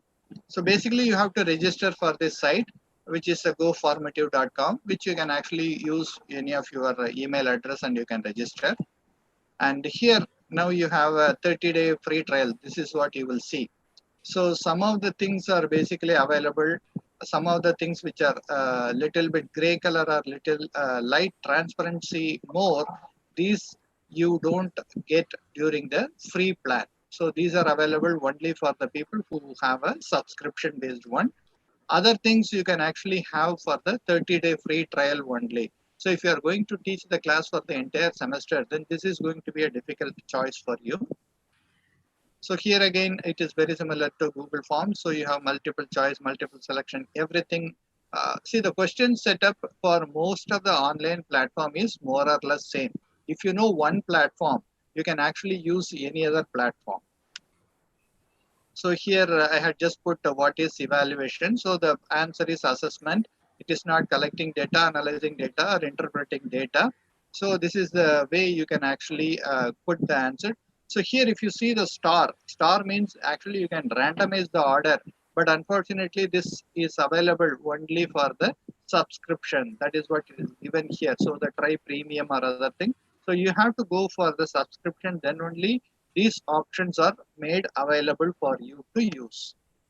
So when you add audio or emoji or image or video, so these things are basically subscription based, and these are also subscription based. What is freely available is only the math is a free one for you. So you can, if you are a maths teacher and you want to basically put a mathematic question, you can actually type many of the mathematic questions here. So this option is available in the Google Forms as well. If you are unable to type a question in any format, I will say the simple way to put any type of question, whatever you think you want to ask the students, if the platform supports or not, don't worry about anything. Just write that in a piece of paper. Take a picture, just upload it as an image. So that way, whatever complicated mathematical expressions or equations, or maybe the structures which I have actually uploaded, so all those things can be done if they are uploaded in the form of a PDF file or a image file.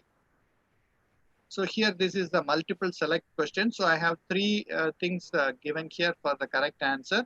So now this is what I was talking about, allow partial credit. So when you give allow partial credit, that means if the student had clicked only one, he will still be given 0.25 mark or 0.5 mark or whatever it is. So that way you can actually make sure those people who attempt even one of these answers can be given some marks. And then you create your class. Then this is the code for the student to join here. So they can just type this information and they can join the class. And this is how previewing as a student, the student will see, because once I created the question, I have just put these questions for the students to answer. So what the student will say is here. So they can use a mobile platform, or they can use a tablet or a laptop. So whichever way they want, they can actually use it accordingly. This will also keep changing. And the next one is Testmoz.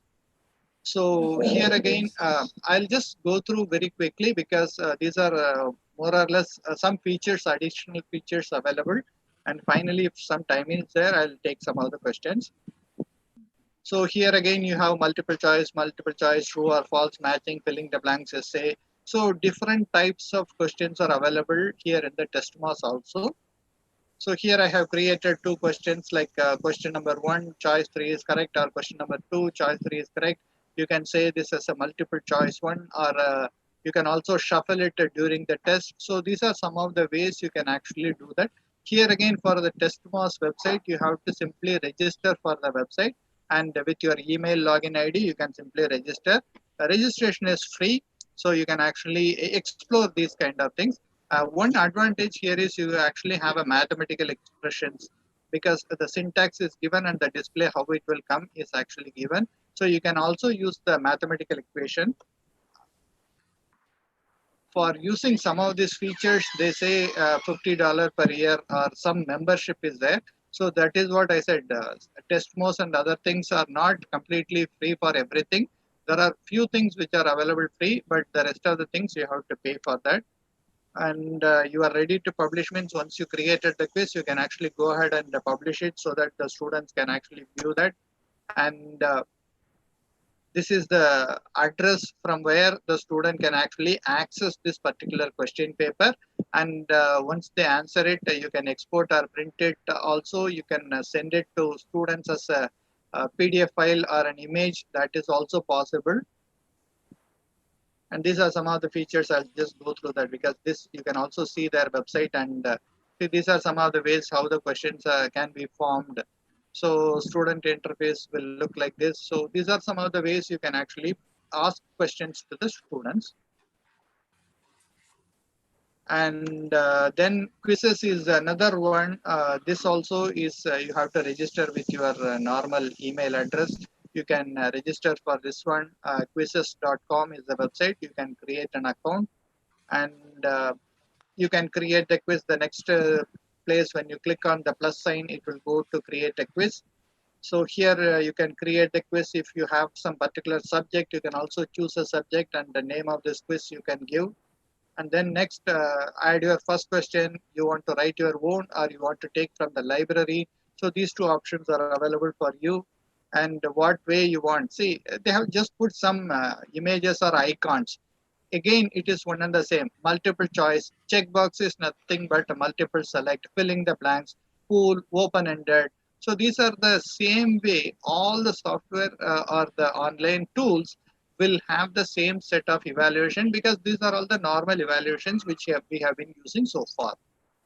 So here, what is chemistry is a question I have asked. So that will display like this. So this one is mainly good for school children. If you are going to ask this quizzes for the school children, then this quizzes is one thing where the student will see that like very nice colors, and you can also put some image. I'll show in the next thing how you can actually insert an image. So this is the question. You can actually click the right one. When you click the right one, it will be shown as a green one. So this is what is the answer for that question. You can save it, and you can move forward. So now you see the green color is here. So that means this is the answer for this question. So this is also another way for you to quickly review what is the answer you have actually given. And here, see, I could use superscript, subscript, and other things, which is possible here. So if you are a science teacher, this is a very good one. You can actually make use of that. So the molecular formula of water is given here. So the superscript, subscripts can be entered here very easily. And if I want to add an image, so what I do is like, so this is an image which I have actually entered here. So you can also enter some image here based on this one. So here you see an icon to include the image. So you can include the image will come here. Then you can actually pose the question next. So I put the question like example for this type of reaction is so on. So some rearrangements I had given. So based on that, you can put whatever image you want, and you can also ask the questions based on the image to the students. So this is very good for school children. And you can also use the mathematical equation editor. Basic math is available. Greek letters and advanced symbols are also available. The next one is Quizlet. So I'll quickly go through that. It is little bit difficult to create here, because it will first ask create a study material, then only you can create your own question set. So you can actually go through that. And this is not a free, because it is only try it for free, but after some time you have to pay for that. So I don't generally recommend the pay and use one. Kahoot is another one. Here again, some basic features are available, which is very free, but rest of the things you have to pay. Now, this is the complete comparison of all the platforms available here. So this is the entire gist of what we have seen so far. I haven't talked about the crossword puzzle here because crossword puzzle entirely we have discussed in the beginning. So rest of the online tools I have written here, so you can just go through that, and any doubts or clarifications, I am more than welcome to answer your queries. I think it's 7 o'clock, so I'm just stopping it here so we can take questions depending on the time availability. And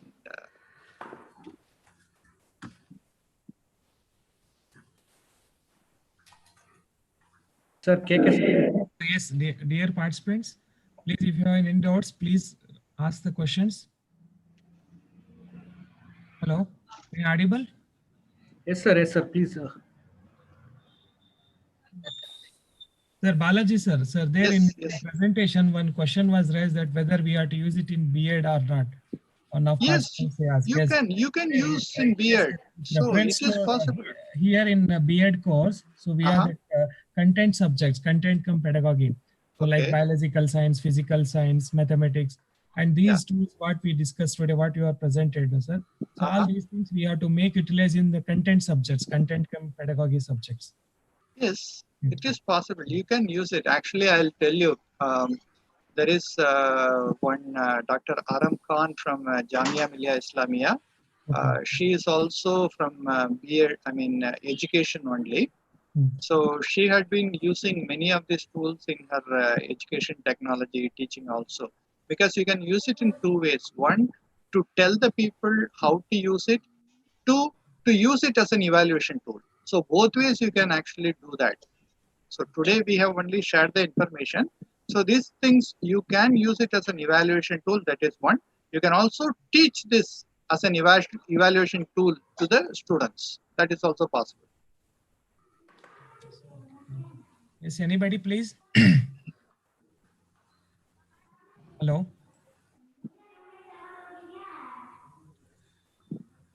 Sir, one question here in from chat box, difference between the evaluation and assessment. Hello. These are actually words have the same meaning because dictionary meaning only. So assessment and evaluations are synonyms basically. There is no difference. Technically speaking, there is no difference between evaluation and assessment. In both the cases, you are going to understand what you have actually done works or not. So that is your end objective. So to know that, you do evaluation or you assess. Yes, Manish. But hello. Yeah. Yes, sir. Yes. Dr. Manish Bhatnagar here. Sir, I want to ask that in crossword puzzle, is it possible to give feedback to the students, or students can automatically receive the right answers of the questions given to them? See that basically, see here one thing is, okay, now let me tell the last one. So the limitation is the LMS, whatever you are using, you have to use it for auto grading. Okay. So basically the students can only answer it or type it or maybe write and send you. So as a teacher, we have to manually evaluate it. Unless the platform what you are using, that is the learning management system which you are using, supports auto grading, that means computer evaluates, then it is easy. Otherwise, it is going to be very difficult for the faculty member because none of these tools what we discussed here is not integrated into the LMS platform. You can use Moodle, you can use any other platform because that the whichever university or a college where you are using, they have to support the LMS software has to support this. Then only we can do the auto grading. Otherwise, we have to manually evaluate for all the answers. Okay, sir. Yes, sir. Any other questions? Kiran? Yes. Yes, Dr. K.S. Kiran. Yeah, yes. Yes, Kiran ji, पूछिए. आप हिंदी में भी पूछ सकते हैं, मुझे कुछ हाँ. प्रॉब्लम नहीं है. I can answer it in Yes. at least Kannada ಬರ್ತಿಲ್ಲ, but ಸ್ವಲ್ಪ ಬರುತ್ತೆ. ಸ್ವಲ್ಪ ಬರುತ್ತೆ. I can follow little, but not very high because Yes. I was in Bangalore. I mean, Dodaballapur for 6 months. So So in future we have to follow the 3 Bhasha Sutra. that's okay. Yes, Kiran ji. Hello.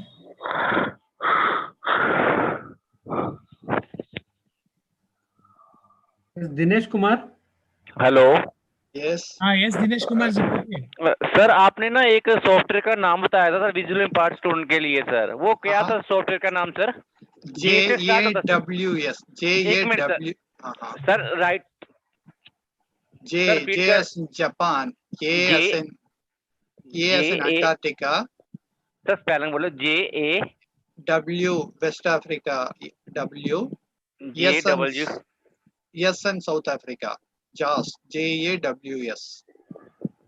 JW sir उसका क्या है? JAWS.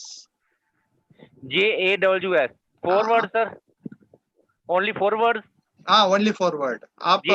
JAWS. Yeah, this is a software name. It is a little bit expensive software. Okay. Okay. Thank So you sir. Yeah. Otherwise, you can use the assistive technologies because mobile phones have that assistive technology enabled. So in the settings, you can actually go and enable that, and that will speak out what is written on the screen. Okay.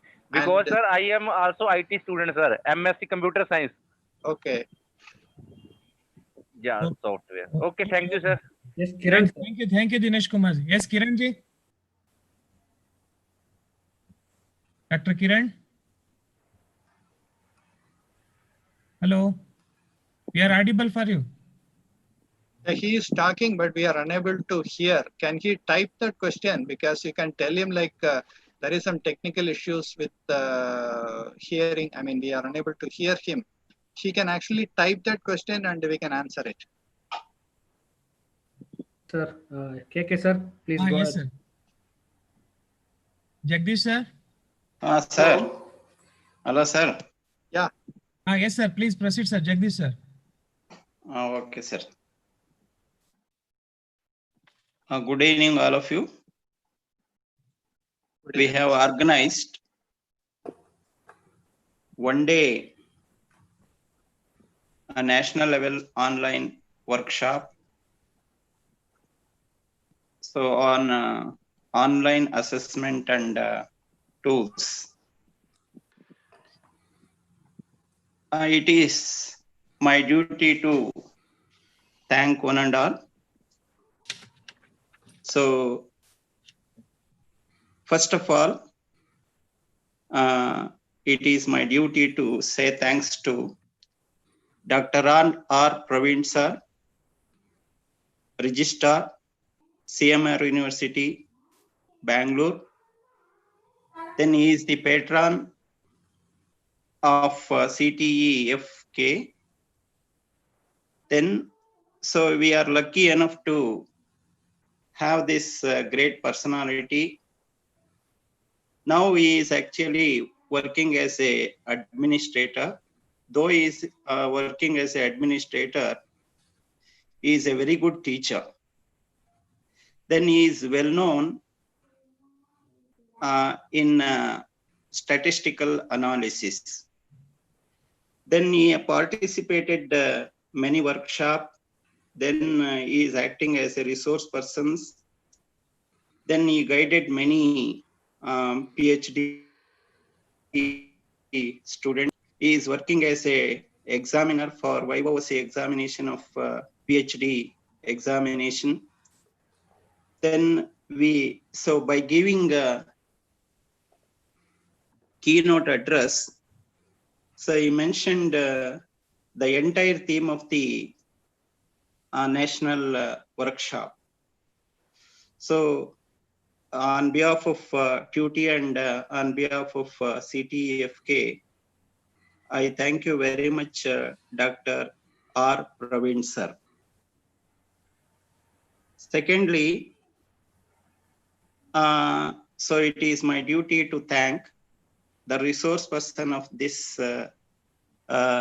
national online workshop, Dr. B.S. Balaji sir.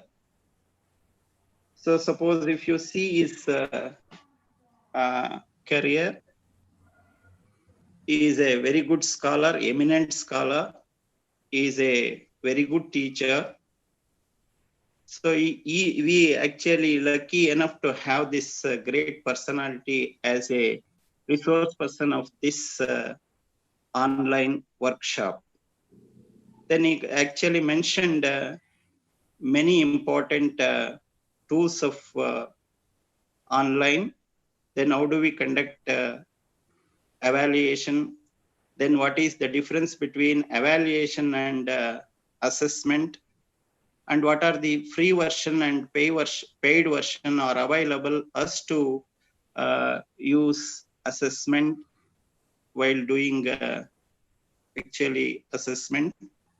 So suppose if you see his career and see his eminent scholarship, so we lucky enough to have this great personality as a resource person of this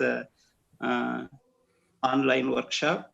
On behalf of Tutea and behalf of CTEF, I thank Dr. B.S. Balaji sir. Thank you, sir. Then, Thank you for your kind words. Okay, sir. Then it is my duty to say thanks to Dr. M.R. Lakshmi Narayan sir.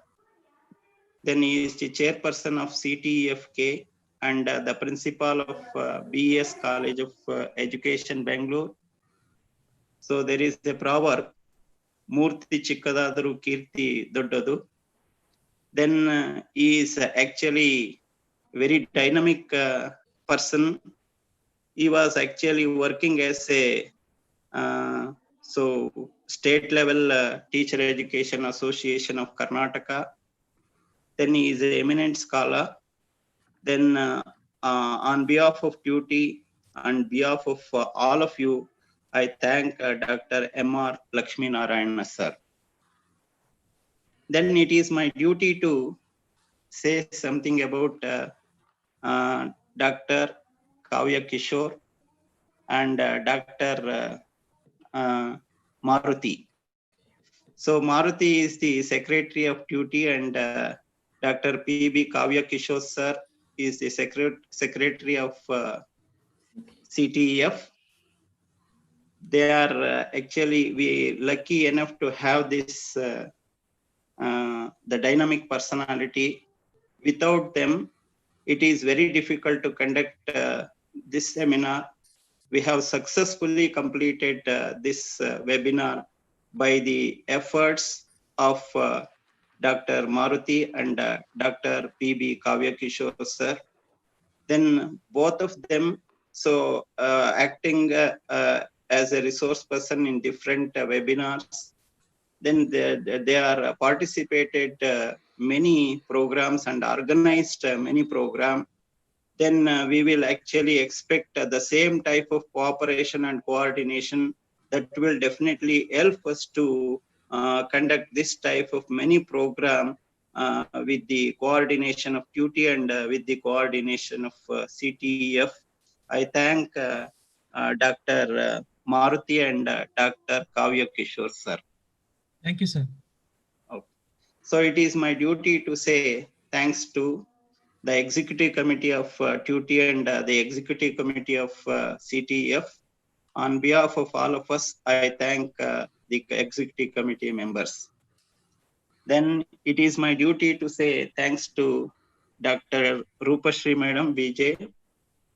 She is actually the principal and she was working at different cadre. She is a very eminent scholar.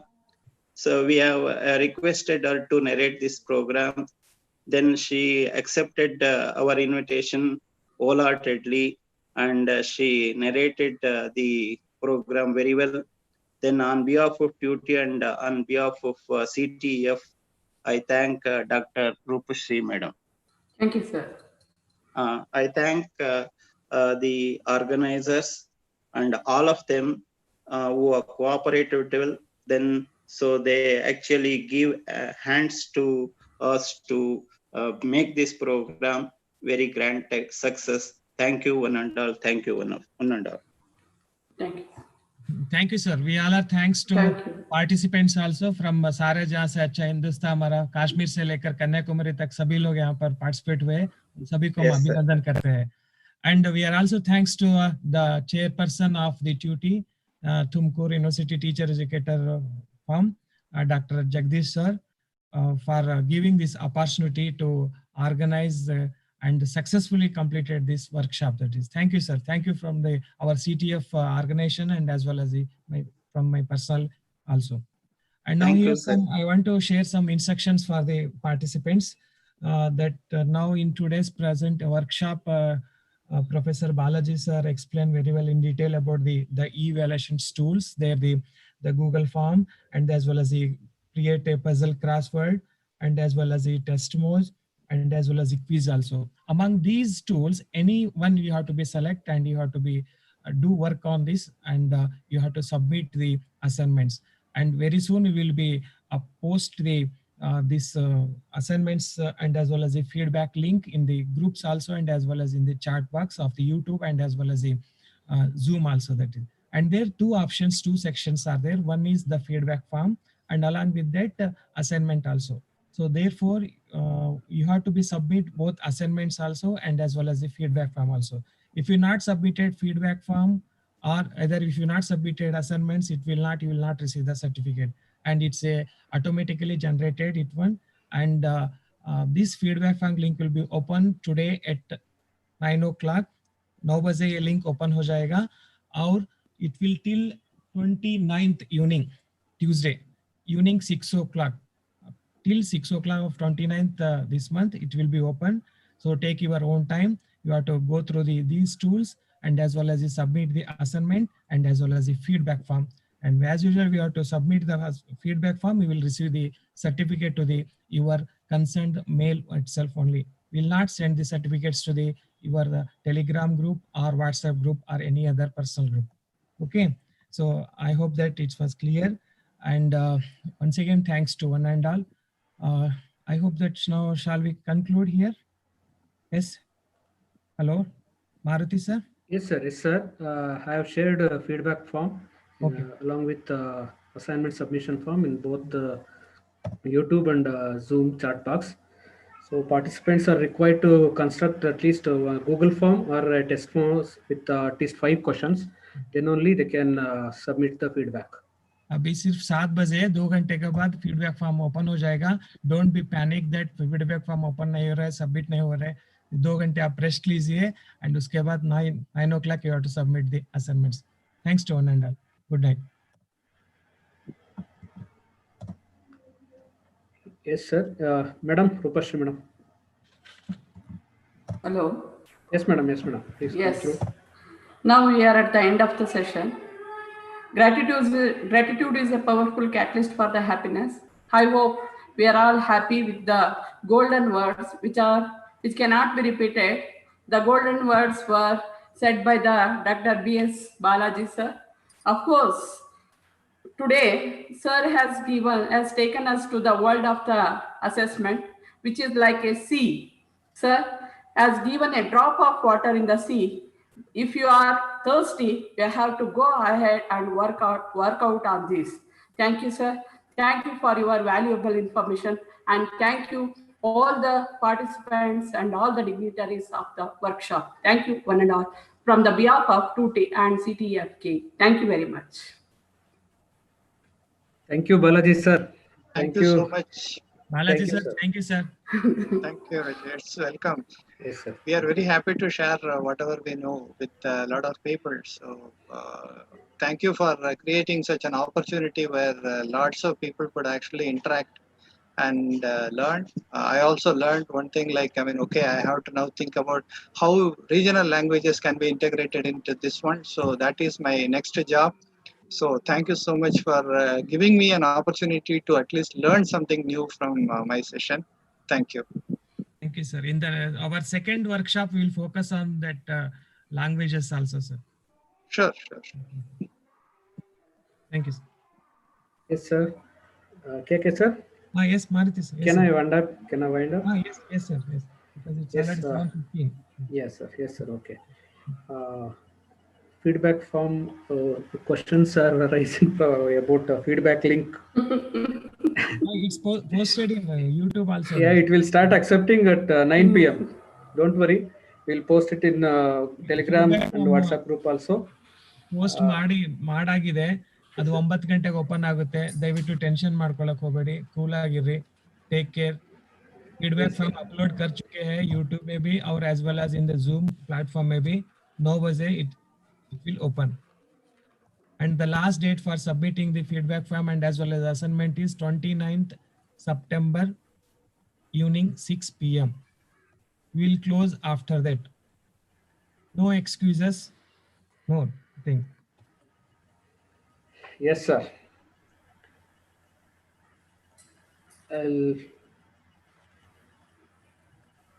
Yes, madam. RBJ, thank you. KK, sir, thank you. And once again, birthday wishes to the Thank you, sir. Thank you. Mubarak, madam.